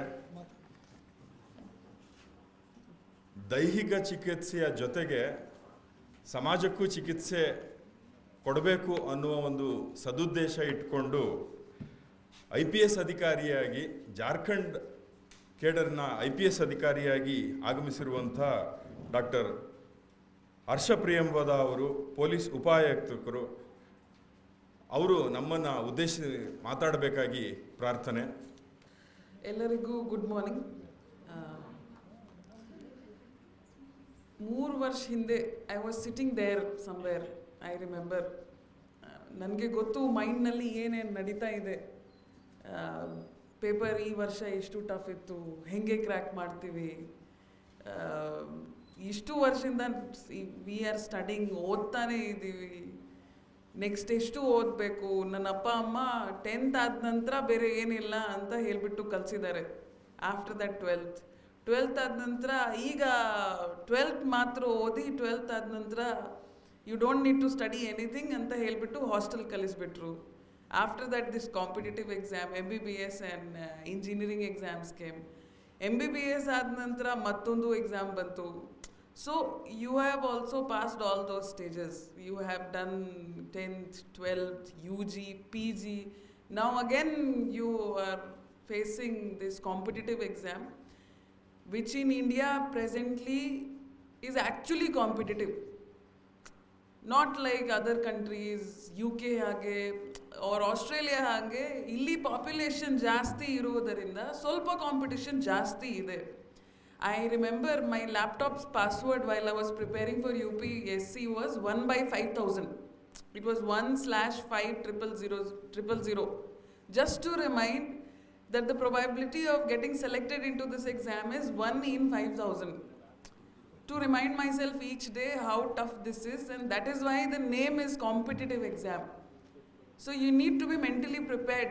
Competition andre ಈಗ competition start ಆಗಿದೆ, not like 10th 12th.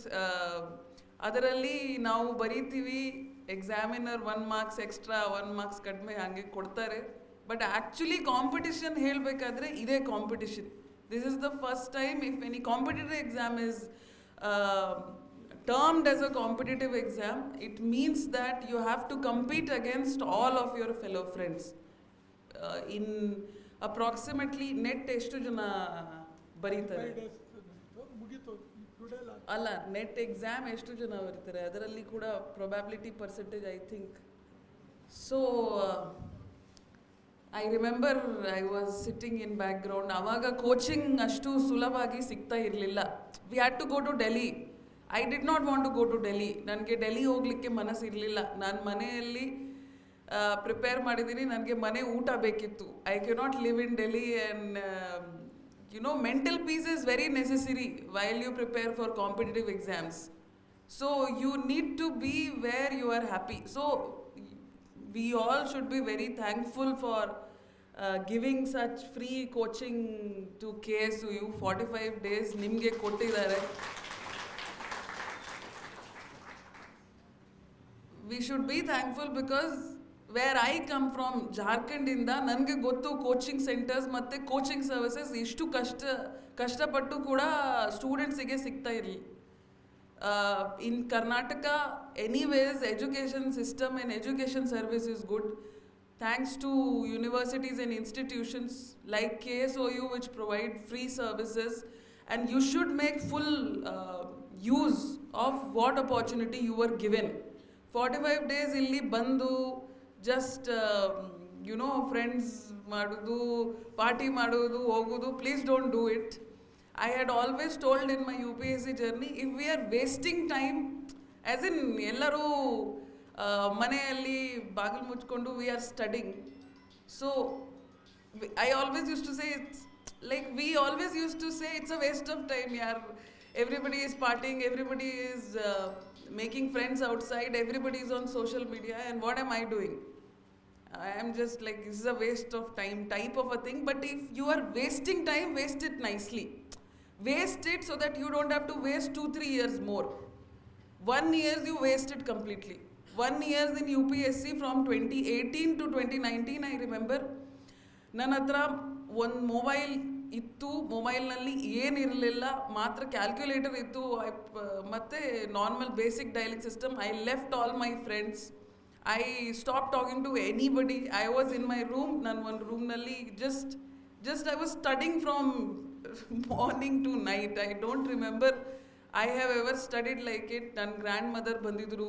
ನಾನು ಅಪ್ಪ ಅಮ್ಮ ಬೆಳಿಗ್ಗೆ ಜಸ್ಟ್ ಊಟ ಟೈಮ್ ಅಪ್ಪ ಅಮ್ಮ ಜೊತೆ ಊಟ time, lunch and dinner, I use to talk to my mother and father.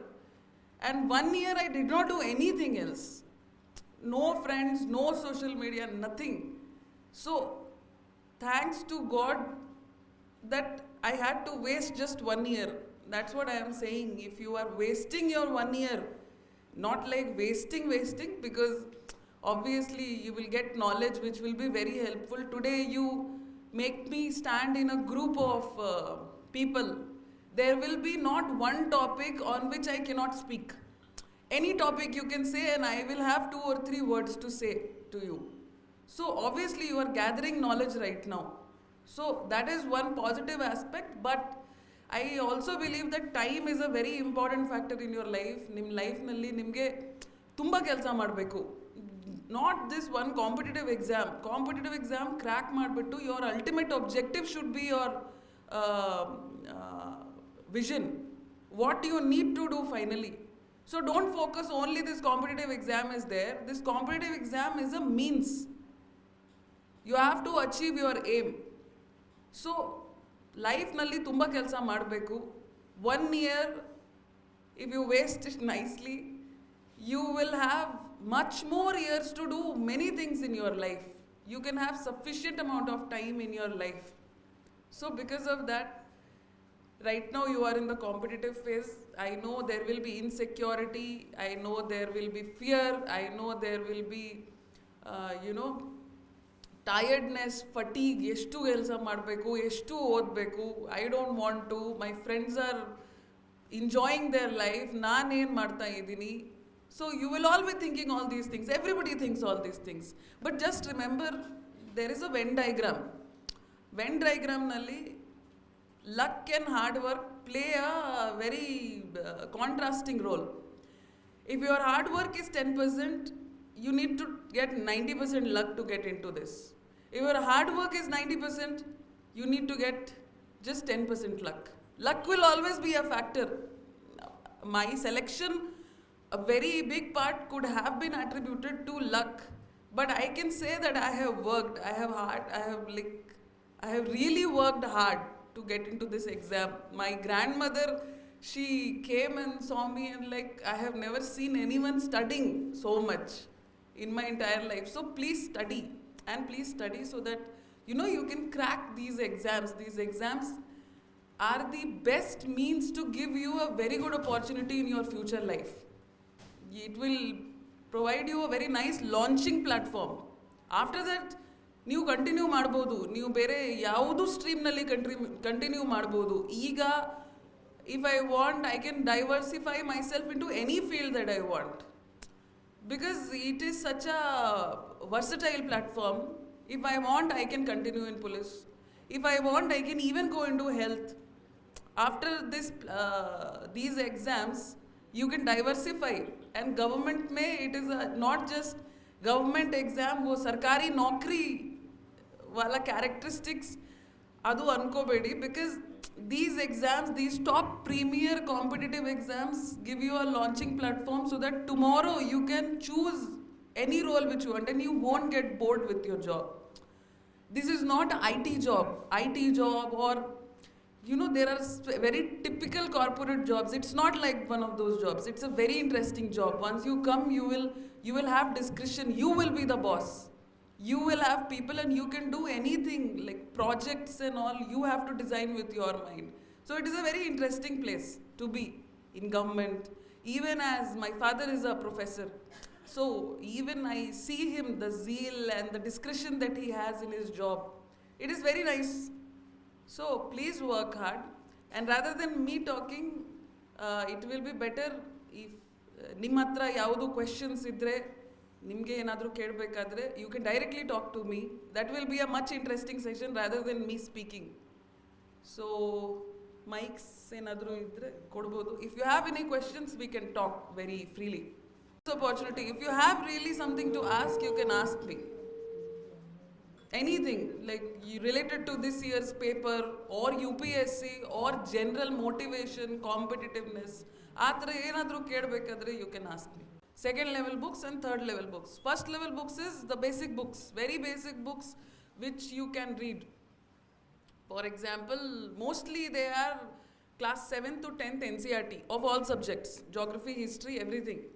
Second level books are the books which are very famous. ನೀವೆಲ್ಲ ಕೇಳಿದ್ರು, ಯಾರು UPSC or KPSC ಪ್ರಿಪೇರ್ ಮಾಡ್ತಾ ಇದ್ದರೆ ಅವರಿಗೆ ಗೊತ್ತಿರಬೇಕು, ಅವರಿಗೆ ಗೊತ್ತಿರಬಹುದು.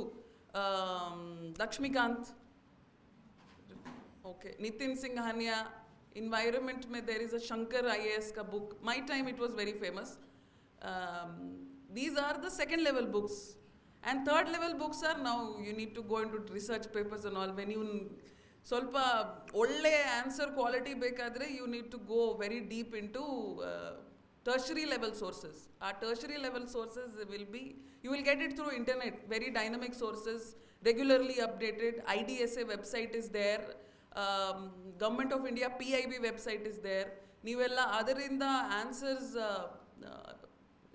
ರೆಕಾರ್ಡ್ ಮಾಡಿಬಿಟ್ಟು ಬೇರೆ ಆನ್ಸರ್ಸ್ನಲ್ಲಿ ಯೂಸ್ ಮಾಡ್ಬೋದು ವಿತ್ ಇಂಟೆಲಿಜೆನ್ಸ್. ಯಾವ ಆನ್ಸರ್ ಯಾವ ಕ್ವೆಶನ್ನಲ್ಲಿ ಬರಿಬೇಕು, that should be that is the smartness that you need to develop. ನೀವು ಎಲ್ಲಿ ಯಾವುದು ಆನ್ಸರ್ ಯಾವುದು ಕ್ವೆಶನ್ನಲ್ಲಿ ಬರಿದ್ರೆ they will not give marks. We have this general tendency 10th ಮೇ ಪೇಪರ್ಸ್ ಫಿಲ್ ಮಾಡಬೇಕು, ನಿಮಗೆ ಸ್ಕೋರ್ ಕೊಡ್ತಾರೆ. ಹಾಗೇನಿಲ್ಲ. UPSC it's a little bit of a different ball game. So you start with NCERT books. NCERT ಓದಾದ ನಂತರ ನಿಮಗೆ ಅರ್ಥ ಆಗುತ್ತೆ ಹೆಂಗೆ ನೆಕ್ಸ್ಟ್ ಪ್ರೊಸೀಡ್ ಮಾಡಬೇಕು. Plus continuous news papers skip sports, skip politics, ಮತ್ತು ಎಡಿಟೋರಿಯಲ್ಸ್ ಆ್ಯಂಡ್ ಬಾಕಿ ಎಲ್ಲ ನ್ಯೂಸ್ ಓದ್ತಾ ಇರಬೇಕು. ಪ್ಲಸ್ ಕೋಚಿಂಗ್ ಮೆಟೀರಿಯಲ್ಸ್ ಫ್ರೀನಲ್ಲಿ ಅವೈಲೇಬಲ್ ಇದೆ. ಹೇಳಿ. 12ನೇ ಶತಮಾನದಲ್ಲಿ ಒಂದು ಗಾದೆ ಮಾತಿದೆ, ಕೊಟ್ಟ ಕುದುರೆಯನ್ನು ಎರೆದವನು ವೀರನು ಅಲ್ಲ ಶೂರನು ಅಂತ ಒಂದು ಗಾದೆ ಮಾತಿದೆ. ಈಗ ಬಹಳಷ್ಟು ಜನ IPS ಮಾಡ್ತಾರೆ, IAS ಮಾಡ್ತಾರೆ, 1-2 ವರ್ಷ ಸರ್ವಿಸ್ ಮಾಡ್ತಾರೆ, ನೆಕ್ಸ್ಟ್ ಅವ್ರು ಜಾಯ್ನ್ ಆಗೋದು ಪಾಲಿಟಿಕ್ಸ್ ಮಾಡ್ತಾರೆ. ಯಾಕೆ ಅವರು ಫೇಲ್ಯೂರ್ ಆಗ್ತಾ ಇದ್ದಾರೆ? ಐ ಟೋಲ್ಡ್ ಯು, ನಾನು ಸ್ಟಾರ್ಟಿಂಗ್ನಲ್ಲಿ ಏನು ಹೇಳಿದ್ದೀನಿ, this is a means. Your ultimate aim is what, ನೀವೇ ಡಿಸೈಡ್ ಮಾಡಿ. ಈಗ ಒಬ್ಬ ಅಧಿಕಾರಿ ಇದ್ರೆ ಅವ್ರಿಗೆ ಬಹಳಷ್ಟು ಜನ ಫ್ಯಾನ್ ಫಾಲೋವರ್ಸ್ ಇರ್ತಾರೆ. ಸ್ವಲ್ಪ ಫ್ಯಾನ್ ಫಾಲೋವರ್ಸ್ ಜಾಸ್ತಿ ಆಗ್ತಿದ್ದಾಗೆ ಯಾಕೆ ಪಾಲಿಟಿಕ್ಸ್ ಟ್ರೈ ಮಾಡಬಾರ್ದು ಅಂತ. Why? What is wrong in politics? ತಪ್ಪೇನಿಲ್ಲ, ಬಟ್ IPS ಮಾಡಿ IAS ಮಾಡಿ ಅದರಿಂದ ಏನು ಬೆನಿಫಿಟ್ ಮಾಡಿ ಪುನಃ ಅಲ್ಲಿ ಜಾಯ್ನ್ ಆಗೋದು. ಸೊ ಮಾಡಿ ಅದಾದ ನಂತರ ಪಾಲಿಟಿಕ್ಸ್ ಜಾಯಿನ್ ಮಾಡಿಬಿಟ್ಟು ಸೇಮ್ ಏಮ್ ಕಂಟಿನ್ಯೂ ಮಾಡಿದರೆ what is the problem? If they go in to corruption or something I can understand. ಈ ಕ್ವೆಶನ್ದು ಉತ್ತರ ನನ್ನ ಹತ್ರ ಇಲ್ಲ. It is properly directional luck. ನಾನು ಆ್ಯಕ್ಚುಲಿ ನನ್ನ ಸ್ಟೇಟ್ ಹೆಲ್ತ್ ಸೆಕ್ರೆಟರಿ ನೋಡಿಬಿಟ್ಟು ಸ್ವಲ್ಪ ಇನ್ಸ್ಪೈರ್ ಆಗಿದ್ದು. So he was an IAS officer and he was in health. ನಾನು ಡಾಕ್ಟರ್, ನನ್ನ ಅಪ್ಪ ಅಮ್ಮ ಡಾಕ್ಟರ್ ಇದ್ದಾರೆ, ಅದಕ್ಕೆ ಅವರು MBBS ಮಾಡಬೇಕು ಅಂತ ಫೋರ್ಸ್ ಮಾಡಿದರು. I said I will fulfil your happiness and then I will pursue my happiness. So it was a trade of.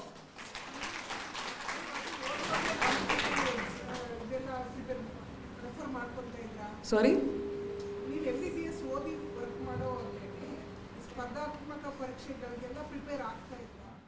ಹೌದು. ಫಸ್ಟ್ ಸ್ಪರ್ಧಾತ್ಮಕ ಅಂದರೆ ನೀಟ್ ಅಲ್ಲ ನೀಟ್ ಸ್ಪರ್ಧಾತ್ಮಕ ಅಂದರೆ ಫಸ್ಟ್ ನೀಟ್ AIPMT ನನ್ನ ಟೈಮ್ನಲ್ಲಿ ಇತ್ತು. AIPMT ಆದ ನಂತರ ಸೆಕೆಂಡ್ ಕಾಂಪಿಟೇಟಿವ್ ಅಂದರೆ ಇಂಟರ್ನ್ಶಿಪ್ನಲ್ಲಿ ನಾನು ಸ್ಟಾರ್ಟ್ ಮಾಡಿದ್ದೀನಿ in my last year of MBBS. ಆವಾಗ ಸ್ಟಾರ್ಟ್ ಮಾಡಿದ್ದೀನಿ, ನೆಕ್ಸ್ಟ್ ಇಯರ್ ಎಕ್ಸಾಮ್ ಬರ್ತಿದ್ದೀನಿ. ಹಾಂ, okay, thank you. Good afternoon, ma'am. Yeah. Moreover, first of all, we are not discussing those topics here. The topic itself is different here for you. And also, while preparing the UPSC, the failure rate is more than the success rate. And we have the age limit like 36 and, Yes. And it becomes moreover. Yes. So, we are all afraid of more than getting a success rate, the failure rate is more. So after the age bar like 36, what we can do? We are preparing like 5 to 6 years. We are preparing, but still we can't succeed there. So this is the problem, and this is the afraidness we are facing. Yes. So can you tell me a suggestion like how to? See, the reason why I did not talk to my friends and my relatives, etc., is this fear.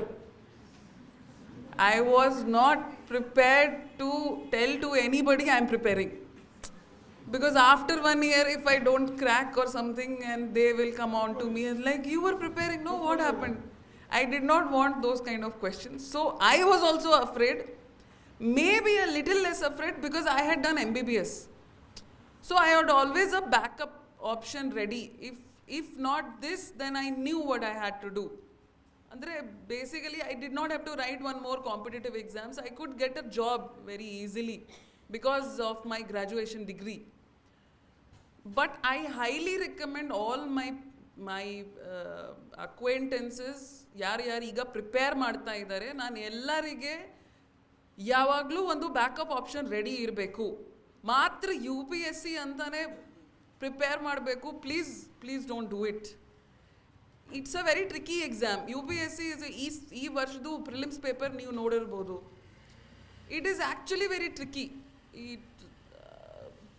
It is not like you need 100% hard work and 0% luck. No, luck factor will always be there in UPSC. But obviously it gets reduced with hard work. But always have a backup option. Prepare for other exams. There are a lot of exams. Prepare for state public services exams.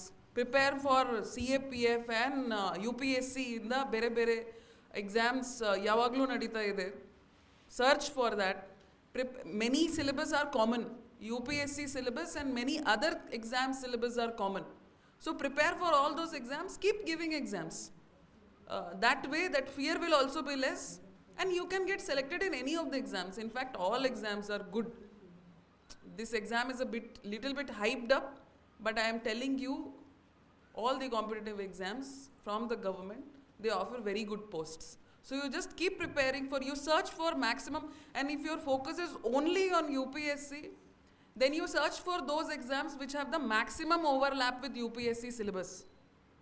Prepare for all those exams. Always have a backup option. Never just rely on UPSC. I have seen people destroying their lives with it. Never focus on UPSC, never rely on UPSC, always prepare for multiple exams together.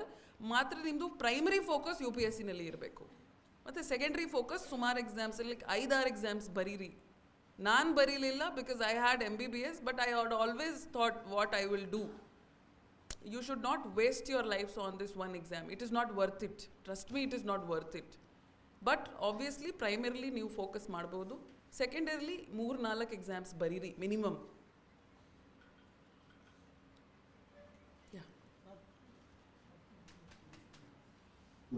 ನಮಸ್ತೆ madam. ನಮಗೆ ಪ್ರಮುಖವಾದ ಪ್ರಶ್ನೆ ಅಂದರೆ ಎಲ್ಲ ವಲಯಕ್ಕೂ ಬೇಕಾದಂಥ communication skill. ಅದರ ಜೊತೆಯಲ್ಲಿ ನಮಗೆ ಪ್ರಮುಖವಾಗಿ ಎಲ್ಲ ಸ್ಪರ್ಧಾತ್ಮಕ ಪರೀಕ್ಷೆಗಳಲ್ಲಿ ಇಂಟರ್ವ್ಯೂ ಸ್ಕಿಲ್ ಬಹಳ ಮುಖ್ಯವಾಗಿರ್ತದೆ. ಇಂಟರ್ವ್ಯೂ ನೀವೇಗೆ ನಿಮ್ಮ ಅನುಭವ ಮತ್ತು ಅದಕ್ಕೆ ನಮಗೆ ಯಾವ ರೀತಿ ಸಜೆಷನ್ ಮಾಡ್ತಾರೆ? ಡೋಂಟ್ ಥಿಂಕ್ ಅಬೌಟ್ ಇಂಟರ್ವ್ಯೂ ನಾವು. ಪ್ರಿಲಿಮ್ಸ್ ಮತ್ತು ಮೇನ್ಸ್ನಲ್ಲಿ ಫೋಕಸ್ ಮಾಡಿ. Interview in general if you are asking, be confident. No other. ನಿಮ್ಮ ಹತ್ರ ನಾಲೆಜ್ ಇದ್ದರೆ you just need confidence. That will automatically come out. ನಿಮ್ಮ ಬ್ರೈನ್ನಲ್ಲಿ ಬೇಸಿಕಲಿ ರಿಸರ್ವಾಯರ್ ಇದ್ದರೆ, if you have studied, you just need confidence to express it from your mouth, nothing else. No other tic-tac formula is there for interview. Whatever they ask, you just don't express any blunder kind, like don't say anything blunder. Andre nan basically don't say anything which will destroy your image in 1 second.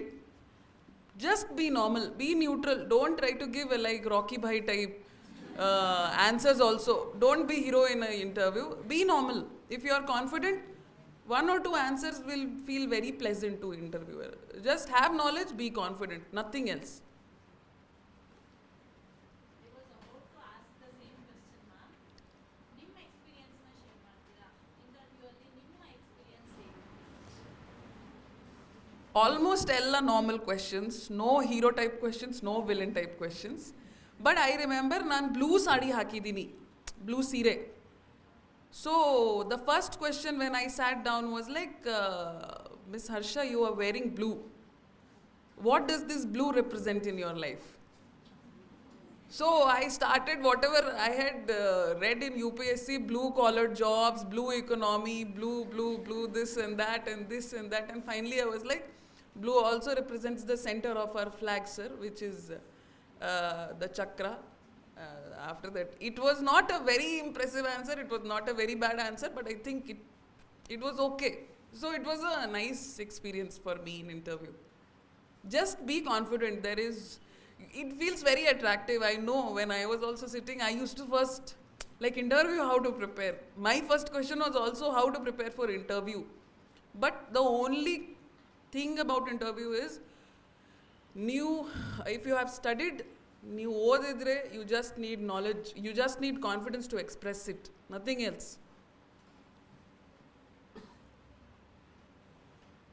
Anybody else? Good afternoon. Good afternoon. So prelims and mains are 2 different types of exams. Yes. Prelims comes to MCQ. Yes. And mains comes to written exam. Yes. So how do you prepare for both prelims and mains in a different way? ಎಲ್ಲ preparation mains focused ಆಗಿ ಮಾಡಿ.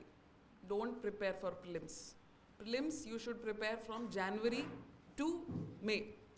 Last 3-4 months only focus on everything, do everything, read newspapers according to prelims, solve questions according to prelims. And in fact, one very basic cheat trick I'll tell you, before prelims, don't do anything, just solve question papers. Daily solve 1 or 2 question papers, you will crack prelims. This was even applicable for me in my medical exams. This was even applicable for me in my prelims exams.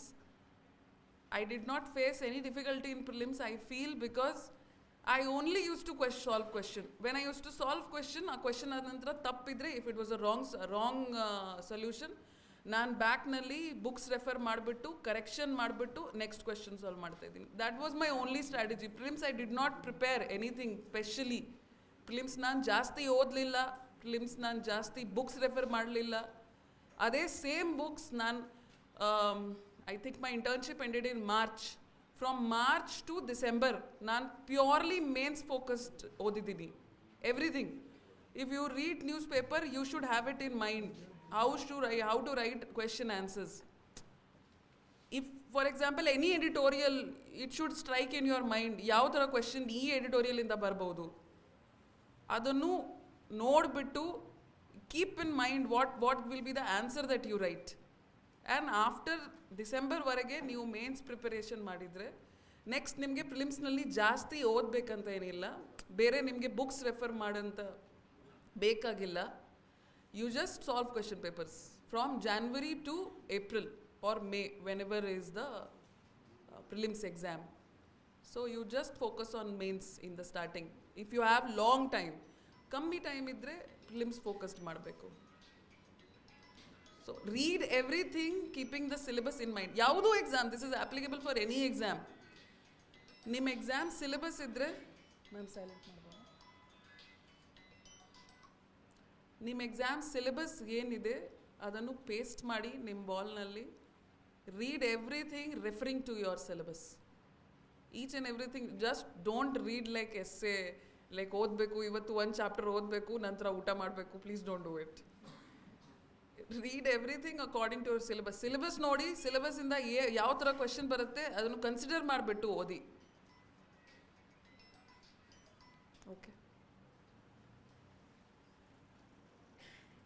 Okay, are we done or anything else? Or thank you so much.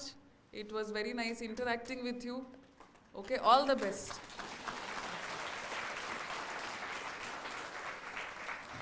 Doctor Harsha Priyamvada madam ಅವರು ತಮ್ಮ IPS ಯಶೋಗಾಥೆಯ ಸಾಧನೆಯನ್ನು ಭಾಳ ವಿವರವಾಗಿ ಅನಾವರಣಗೊಳಿಸಿದ್ದಾರೆ. ವಿದ್ಯಾರ್ಥಿಗಳ ಜೊತೆ ಸಂವಾದನೂ ಸಹ ಭಾಳ ಅದ್ಭುತವಾಗಿ ಮಾತಾಡಿದ್ದಾರೆ ಮೇಡಮ್. ವಿದ್ಯಾರ್ಥಿಗಳ ಪರವಾಗಿ ಹಾಗೂ ನಮ್ಮೆಲ್ಲರ ಪರವಾಗಿ ಭಾಳ ಅನಂತ ಅಭಿನಂದನೆಗಳು ಮೇಡಮ್. ಸ್ನೇಹಿತರೆ, ಈ ಕಾರ್ಯಕ್ರಮದ ಅಧ್ಯಕ್ಷತೆಯನ್ನು ವಹಿಸ್ಕೊಂಡಿರುವಂಥ ಮಾನ್ಯ ಕುಲಪತಿಗಳು ಪ್ರೊಫೆಸರ್ ಶರಣಪ್ಪ ವಿ ಹಲಸೆ ಅವರ ಬಗ್ಗೆ ಒಂದು ಅರ್ಧ ನಿಮಿಷ ಮಾತನಾಡಬೇಕು.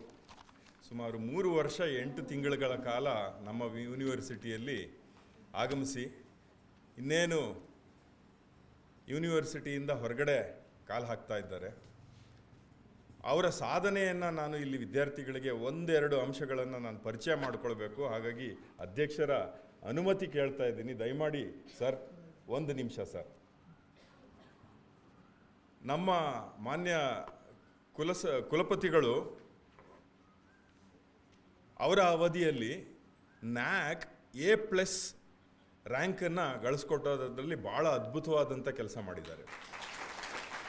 ಕರ್ನಾಟಕದಲ್ಲಿ ಸುಮಾರು 25 ವಿಶ್ವವಿದ್ಯಾನಿಲಯಗಳಲ್ಲಿ ಯಾವುದಕ್ಕೂ A+ ಮಾನ್ಯತೆ ಇಲ್ಲ.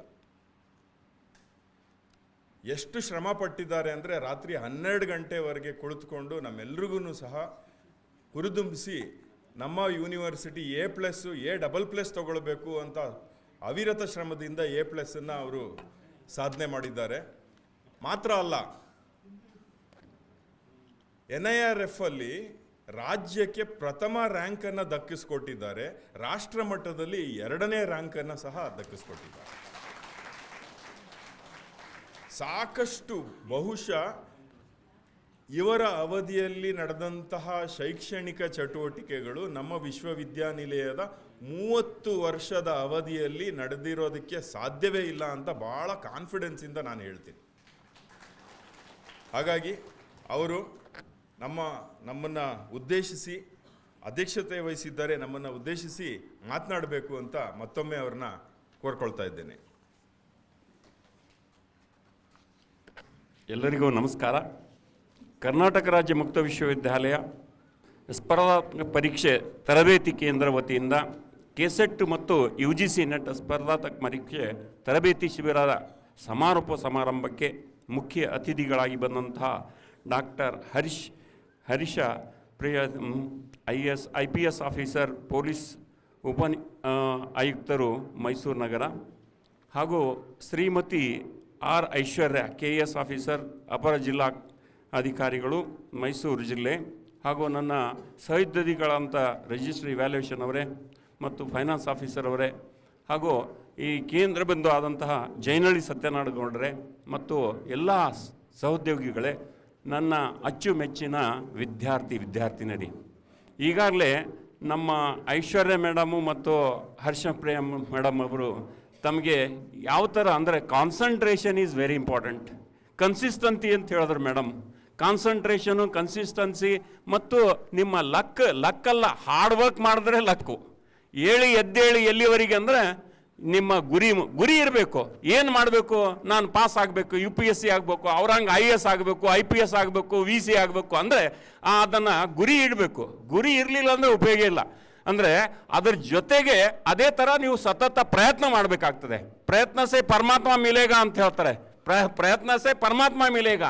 ಇವೆಲ್ಲ ಜಾಬ್ಗಳೇನಿವೆ, ಅದಕ್ಕೆ ಪ್ರಯತ್ನ ಮಾಡಬೇಕು. ಯಾವ ಥರ ಮಾಡಬೇಕಂದ್ರೆ ಸೀತಾಮಾತೆ ಏನು ಅಜ್ಞಾತವಾಸದಲ್ಲಿ ಹೇಗೆ ಕೆಲಸ ಅಂದರೆ ಅಜ್ಞಾತವಾಸಕ್ಕೆ ಹೋಗಿದ್ರಲ್ಲ, ಅಲ್ಲಿ ಹೇಗಿದ್ರು ಅಂದರೆ ಯಾರಿಗೂ ಸಂಬಂಧ ಇದ್ದಂಗೆ. ಅವ್ರು ಹೇಳಿದ್ರು, ಮೇಡಮ್ ನಾನು ರಿಲೇಟಿವ್ ಕಡೆ ಹೋಗ್ತಿದ್ದಿಲ್ಲ, ಮ್ಯಾರೇಜ್ಗಳಿಗೆ ಹೋಗ್ತಿದ್ದಿಲ್ಲ, ಇನ್ನು ಎಲ್ಲ ಮಾಡಿ ಅದು ಮಾಡಬೇಕಂದ್ರೆ ಸಾಧ್ಯ ಇಲ್ಲ. ಅದಕ್ಕೆ ನಮ್ಗೆ ಲಿಮಿಟೆಡ್ ಟೈಮ್ ಇದೆ, 24 ಅವರ್ಸ್ ಇರ್ತದೆ. ಆ 24 ಅವರ್ಸ್ನಲ್ಲಿ ನಮ್ಮ ಅಚೀವ್ಮೆಂಟ್ ಏನು ಮಾಡಬೇಕು ಅದನ್ನು ನೀವು ಕಾನ್ಸಂಟ್ರೇಷನ್ ಇಟ್ಟರೆ ಡೆಫಿನೆಟ್ ಆಗಿ ಸಕ್ಸಸ್ ಆಗ್ತದೆ ಅಂತ ಇಬ್ಬರು ಮೇಡಮ್ ಅವರೆಲ್ಲ ರ್ಯಾಂಕ್. ಈಗ ಆ್ಯಕ್ಚುಲಿ ಅವ್ರು ಏನೋ ಕ್ವಶನ್ ಕೇಳಿದ್ರು, ನೀವು ಮುಂದೆ ನಾನು IAS IPS ಆಗಲಿಲ್ಲ ಅಂದರೆ ಇನ್ನೇನು ಸರ್ ಅಂತ. ಸ್ವಾಮಿ ವಿವೇಕಾನಂದ ಹೇಳ್ತಾರೆ, ನೀವು ಸಕ್ಸಸ್ ಆಗಲಿಲ್ಲ ಅಂದರೆ ಅಟ್ಲೀಸ್ಟ್ ಗೈಡ್ ಆಗ್ತೀರಿ ಅಂತ. ಈಗ ನಾವೆಲ್ಲ ಟೀಚರ್ಸ್ ಏನಾಗಿದ್ದೇವೆ ಕಿಂಗ್ ಮೇಕರ್ಸ್ ಆಗಿರ್ತೇವೆ. ಆ್ಯಕ್ಚುಲಿ ನಾವೆಲ್ಲ ಪ್ರಯತ್ನ ಮಾಡಿರ್ಬೋದು. ನಾನು UPSCಯಲ್ಲಿ ಒಂದು ಸಲ ನಾನು IPS ಆಗಬೇಕಂತ, ನನ್ನ ಫಾದರ್ ಇನ್ಲ IPS ಇದ್ದರು, ನಾನು IPS ಆಗಬೇಕಂತ ಹೈದರಾಬಾದಲ್ಲಿ ಉಸ್ಮಾನಿ ಯೂನಿವರ್ಸಿಟಿನಲ್ಲಿ ಎಕ್ಸಾಮ್ ಕೊಟ್ಟಿದ್ದೆ. ಅದು ಯಾವುದೋ ಕಾರಣಕ್ಕೆ ಆಗಲಿಲ್ಲ. ಮುಂದೆ ನಾನು ಎಲೆಕ್ಟ್ರಾನಿಕ್ಸ್ ಓದಿದ್ರಿಂದ ಅನೇಕ ಅಪಾರ್ಚುನಿಟಿ ನ್ಯೂ ಜೆರ್ಸಿಗೆ ಬಂತು, ಆದರೂ ಹೋಗಲಿಲ್ಲ. There are so many options. ಅಂದರೆ ಸತತ ಪ್ರಯತ್ನ ಬೇಕು, ಕಾನ್ಸಂಟ್ರೇಷನ್ ಬೇಕು, ಮತ್ತು ನಮ್ಮಲ್ಲಿ ಛಲ ಬೇಕು. ಹೆಂಗೆ ಅಂದರೆ ನಮ್ಮ ಸಾಧನೆಯನ್ನು ಅಂದರೆ ಹೆಂಗೆ ಎನಿ ಕಂಡೀಷನ್ ನಾವು ಸಾಧನೆ ಮಾಡ್ತೇವಂತ ಅಂಬ ಆಸೆ ಇರಬೇಕು. ಅಂದರೆ ಬರೀ ಛಲ ಇದ್ದು ಬರೀ ಬೇರೆ ಟೈಮ್ ವೇಸ್ಟ್ ಮಾಡೋದಿಲ್ಲ. Time is very important. Time is ಮನಿ ಅಂತ. ಹೀಗಾಗಿ ಮನಿ ಕಳ್ಕೊಂಡ್ರೆ ನೀವು ಸಿಗ್ತದೆ, ಟೈಮ್ ಕಳ್ಕೊಂಡ್ರೆ ಸಿಗಂಗಿಲ್ಲ. ಅದರ ಸಲುವಾಗಿ ದಯವಿಟ್ಟು ಎಲ್ಲರೂ 45 ದಿವಸಗಳ ಕಾಲ ಏನು ನಮ್ಮಲ್ಲಿ ಸ್ಟಡಿ ಮಾಡಿದ್ರಿ, ಬಂದಾಗ ಹೇಗಿದ್ರಿ ಆ್ಯಂಡ್ ಹೋಗುವಾಗ ಹೇಗಿದ್ರಿ, you have to assess yourself. Input and output analysis. ನೀವು ನಿಮ್ಮ ಎಲ್ಲ ಮ್ಯಾಚ್ಯೂರ್ಡ್ ಹುಡುಗರು ಇರ್ತೀರಿ. ಯಾಕಂದರೆ PG ಆಗಿದ್ದವ್ರು ನೀವೆಲ್ಲ after PG they are doing the competitive examination. ಅದ್ರ ಸಲುವಾಗಿ ಯಾವ ಥರ ನೀವು ಪ್ರಿಪೇರ್ ಅಂದರೆ ಸಿಚುವೇಶನ್ ಬೇಸ್ಡ್ ಆ್ಯಕ್ಷನ್. ಅವ್ರು ಮೇಡಮ್ ಹೇಳಿದ್ರು IPS ಆಫೀಸರ್, ನಿಮ್ಮ ಸಿಚುವೇಶನ್ ಅಂದರೆ ಇಂಟರ್ವ್ಯೂ ಹೋದಾಗ ಯಾವ ಥರ ಅಲ್ಲಿ ಅವರು ಒಂದು ಸ್ವಲ್ಪ ಕಣ್ಣು ನೋಡಿದ ತಕ್ಷಣ ನೀವು ತಿಳ್ಕೊಬೇಕು ಅವ್ರು ಯಾವ ಕ್ವಶನ್ ಕೇಳ್ಬೋದು ಅಂತ. ಆ ಥರ ಸ್ಟಡಿ ಮಾಡಿದ್ರೆ ಗೊತ್ತಾಗ್ತದೆ. ಅಂದರೆ ಪ್ರಿಪ್ರೇಷನ್ ಈಸ್ ವೆರಿ ಇಂಪಾರ್ಟೆಂಟ್. ಅಭ್ಯಾಸ ಮಾಡಿದ್ರೆ ಡೆಫಿನೆಟ್ ಆಗಿ ನೀವು ಸಕ್ಸಸ್ ಆಗೇ ಆಗ್ತೀರಿ. ಯಾವುದಕ್ಕೂ ನೀವು ಫೇಲ್ ಆಗಲ್ಲ ಅಂತ ನನಗೆ ಡೆಫಿನೆಟ್ ಇದೆ. ನೀವು ನಮ್ಮ ಅಜ್ಜಿ ಹೇಳ್ತಿದ್ರು, ಅಂದರೆ ಹಾರ್ಡ್ ವರ್ಕ್ ಮಾಡಿ ನೀವು ಪ್ರಯತ್ನ ಮಾಡಿ ಫೇಲ್ ಆದರೆ ಅಂದರೆ ದೇವ್ರಿಗೆ ಕುತ್ತಿಗೆ ಹೇಳಿ ಕೇಳಟಿ ಅಂತ. ಅಂದರೆ ಅಜ್ಜಿದವರು ನಮ್ಗೆ ಹೆಂಗೆ ಹೇಳ್ತಿದ್ರು ಅಂದರೆ, ಅವರು 105 ವರ್ಷ ಇದ್ದರು, ನೀ ಸತತ ಪ್ರಯತ್ನನೇ ಮಾಡಲಿಲ್ಲ, ಇದನ್ನೇ ಮಾಡಲಿಲ್ಲ ಅಂದರೆ ಏನು ಕೇಳ್ತಪ್ಪ, ನೀ ಪ್ರಯತ್ನ ಮಾಡು, ದೇವ್ರು ಡೆಫಿನೆಟ್ ಕೊಡ್ತಾನೆ ಅಂತ. ಅಂದರೆ ನಮ್ಮಲ್ಲಿ ಆ ಆಶಾಭಾವನೆ ಇರಬೇಕು ಮತ್ತು ಭರೋಸಾ ಇರಬೇಕು, ಟ್ರಸ್ಟ್ ಇರಬೇಕು. ಅದರ ಸಲುವಾಗಿ ನಿಮ್ಮಲ್ಲಿ ಎಲ್ಲರಲ್ಲಿ ಒಂದೇ ಅಂದರೆ ನೀವು AMC ಇಟ್ಕೊಂಡು ಬೇರೆ ವಿಚಾರಗಳನ್ನು ಇಟ್ಕೊಂಡು, ಅಂದರೆ ಈಗ ಪೈಪ್ನಲ್ಲಿ ನೀರು ಹೋಗ್ತಿರ್ತದೆ, ಕಾರ್ಪೊರೇಷನ್ ವಾಟರ್ ನಿಮ್ಗೆ ಗೊತ್ತಿದೆ, ಈಗಿನಿಂದ ಈ ದಂಡಿವರೆಗೆ ನೀರು ಹೋಗಾಗ ಅಲ್ಲಿ 108 ತೂತಗಳು ಹಾಕಿರ್ತಾರೆ. ಆ ತೂತಗಳು ಹಾಕಿದ್ರೆ ಕೊನೆಗೆ ನೀರೇ ಬರೋಂಗಿಲ್ಲ. ಅಂದರೆ ನಮ್ಮ ಮೈಂಡಸ್ ಏನಿದೆ, ನಮ್ಮಲ್ಲಿ ಅನೇಕ ವಿಚಾರಗಳು ಇರ್ತವೆ. ಆ ವಿಚಾರಗಳನ್ನು ಸಪ್ರೆಸ್ ಮಾಡಿ ನಮ್ಮ ಕಾನ್ಸಂಟ್ರೇಷನ್ ಇರಬೇಕು. ಕೊನೆಗೆ ನಮ್ಮ ಗುರಿಯನ್ನು ಮುಟ್ಟಬೇಕಂತ ಆ ಆಸೆ ಇದ್ದರೆ ಡೆಫಿನೆಟ್ ಸಕ್ಸಸ್ ಆಗ್ತೀರಿ. ಅದಕ್ಕೆ ಏನೂ ಹೆಜಿಟೇಷನೇ ಇಲ್ಲ. ನೀವು 36 ವರ್ಷ ಆದರೆ ಏನು ಮಾಡಬೇಕು ಸರ್ ಅಂತ, ಯು ಡೋಂಟ್ ಫಿಯರ್. ಧೈರ್ಯ ಇರಬೇಕು. ಧೈರ್ಯಂ ಸರ್ವತ ಸಾಧನಂ. ನಾನು ಹಳ್ಳಿಯಿಂದ ಬಂದವನು, ಆ್ಯಕ್ಚುಲಿ ಭಾಲ್ಕಿ ತಾಲೂಕು, ಬೀದರ್ ಡಿಸ್ಟಿಕ್ನಿಂದ. ನನಗೇನು ಧೈರ್ಯ, ಇಲ್ಲಿ ಮೈಸೂರು ವಿಶ್ವವಿದ್ಯಾಲಯ, I was Davanagere university vice chancellor. ಇಲ್ಲಿ ಬಂದ ತಕ್ಷಣ 2 ತಿಂಗಳ ಹೋಗ್ತಾರೆ, ಇವನಿಗೇನು ಮಾಡೋಕ್ಕಾಗಲ್ಲ ಅಂದು. ಐ ಹ್ಯಾವ್ ಅಚೀವ್ಡ್, ಎಲ್ಲರಿಗೂ ಗೊತ್ತಿದೆ. ಇಲ್ಲಿ ಯಾವ ಥರ ಅಂದರೆ ಸತತ ಕಷ್ಟಪಡಬೇಕಾಗ್ತದೆ, ಪ್ರಯತ್ನ ಮಾಡಬೇಕಾಗ್ತದೆ. ನಿಮ್ಮಲ್ಲಿ ಏನಾಗ್ತದೆ, ಧೈರ್ಯ ಇರೋಂಗಿಲ್ಲ ಮತ್ತು ನೀವು ವರ್ಕ್ ಮಾಡೋಂಗಿಲ್ಲ. ಯಾವ ಪೋಸ್ಟ್ ಕೊಟ್ಟಿರ್ತಾರೆ ಆ ಪೋಸ್ಟಿಗೆ ನೀವು ತಕ್ಕಂತೆ ವರ್ಕ್ ಮಾಡೋಂಗಿಲ್ಲ. ಈಗ ವಿ ಸಿ ಆದ ತಕ್ಷಣ ಎಲ್ಲ ಅಲ್ಲಿ ಹೋದ್ರು, ಇಲ್ಲಿ ಹೋದ್ರು, ರೆಸಾರ್ಟ್ಗೆ ಹೋದ್ರು. This is not the way. ಅಲ್ಲಿ ಪೊಸಿಷನ್ ಕೊಟ್ಟ ತಕ್ಷಣ ಆ ಪೊಸಿಷನ್ ಪ್ರಕಾರ ಏನು ಕೆಲಸ ಮಾಡಬೇಕು ಅದನ್ನು ತಾವು ತಿಳ್ಕೊಂಡ್ರೆ ನಂದೇನು ಈಗ ಸ್ಟೂಡೆಂಟ್ ಲೈಫ್ನಾಗ ಏನು ಮಾಡಬೇಕು, ಸರಿಯಾಗಿ ವಿದ್ಯಾಭ್ಯಾಸ ಮಾಡೋದೇ ನಿಮ್ಮ ಸ್ಟೂಡೆಂಟ್ ಲೈಫ್. ಕಾಯಕವೇ ಕೈಲಾಸ ಅಂತ ಹೇಳ್ತಾನೆ ಬಸವಣ್ಣ. ಅದು ಕಾಯಕವೇ ಕೈಲಾಸ ಅಂದ್ರೆ ಏನು? ಕಾಯಕ, ನಿಮ್ದೇನು ಕಾಯಕ? ಸ್ಟೂಡೆಂಟ್ ಕಾಯಕ ಸರಿಯಾಗಿ ಪಾಠ ಪ್ರವಚನಗಳನ್ನು ಅಭ್ಯಾಸಗಳನ್ನು ಮಾಡೋದೇ ನಿಮ್ಮ ಕಾಯಕ, ಅದೇ ಕೈಲಾಸ. ಅದು ಎಲ್ಲ ಮರ್ತು ಬಿಡ್ತೇವೆ ನಾವು. ಹೀಗಾಗಿ ಅದು ಮರ್ತಿದ್ದ ಸಲುವಾಗಿ ನಾವು ಡೈವರ್ಷನ್, ನಮಗೇನೂ ಆಗಂಗಿಲ್ಲ. ಸಕ್ಸಸ್ ಡೆಫಿನೆಟ್ ಆಗ್ತದೆ if you are concentrate, if you are sustained. Definite ಆಗ್ತದೆ. ಎಲ್ಲ ವಿದ್ಯಾರ್ಥಿಗಳು ಪಾಸ್ ಆಗ್ತಾರೆ ಡೆಫಿನೆಟ್ ಆಗಿ, ನಾನು ಶ್ಯೂರ್ ಕೊಡ್ತೀನಿ. ಅಂದರೆ ನೀವು ಹೇಗೆ ಪ್ರಯತ್ನ ಮಾಡಬೇಕಂದ್ರೆ, ನೀವು ಸತತವಾಗಿ ನಾಳೆ ಎಕ್ಸಾಮ್ ಇದೆ ಅಂತ ನಾವು ಇವತ್ತು ಎಕ್ಸಾಮ್ ಇದ್ದರೂ ಅಲ್ಲಿ ಪಾರ್ಟಿಗೆ ಹೋದ, ಅಲ್ಲಿ ತಿಂಡಿಗೆ ಹೋದ, ಅಲ್ಲಿ ಸಕ್ಸಸ್ ಆಗಂಗಿಲ್ಲ, ಅದು ಫೇಲ್ಯೂರ್ ಆಗ್ತದೆ. ಅದ್ರ ಸಲುವಾಗಿ ನಿಮ್ಮ ಏಮನ್ನು ಒಂದು ಕಡೆ ಕಾನ್ಸಂಟ್ರೇಷನ್ ಇಟ್ಕೊಂಡು, ಅವರು ಮೇಡಮ್ ಹೇಳಿದರು ಬರೀ ನಮಗೆ ಕಣ್ಣೇ ಕಾಣ್ತದೆ, ಬೇರೆದು ಕಾಣಂಗಿಲ್ಲ ಅಂತ. ಅದಕ್ಕೆ ಯಾವೇ ಕಾಂಪಿಟೇಷನ್ ಎಕ್ಸಾಮಿನೇಷನ್ ಕೊಟ್ಟಾಗ ನಾವು ಸೀತಾಮಾತೆ ಥರ ಅಜ್ಞಾತವಾಸ ಮಾಡಿಕೊಂಡು, ನೀವು 1 ವರ್ಷ 2 ವರ್ಷ 14 ವರ್ಷ ಮಾಡಿದಿರವರೆಲ್ಲ, ನೀವು 1 ವರ್ಷ 2 ವರ್ಷ ಪ್ರಯತ್ನ ಮಾಡಿ ಆ ಸಕ್ಸಸ್ಸನ್ನು ಮಾಡಿಕೊಳ್ಬೇಕು ಅಂತ ಹೇಳ್ತಾ ನನ್ನ 2 ಮಾತು ಮುಗಿಸ್ತೀನಿ. ಜೈ ಜಯ ಕರ್ನಾಟಕ.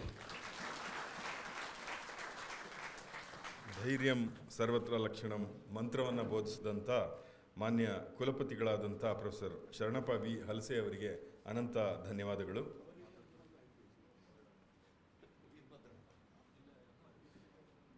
ಈಗ ಕಾರ್ಯಕ್ರಮದ ಅಂತಿಮ ಘಟ್ಟಕ್ಕೆ ಆಗಮಿಸಿದ್ದೇವೆ. ವಂದನಾರ್ಪಣೆಯನ್ನು ನೆರವೇರಿಸಿಕೊಡಲಿದ್ದಾರೆ ಸಿದ್ದೇಶ್ ಅವರು.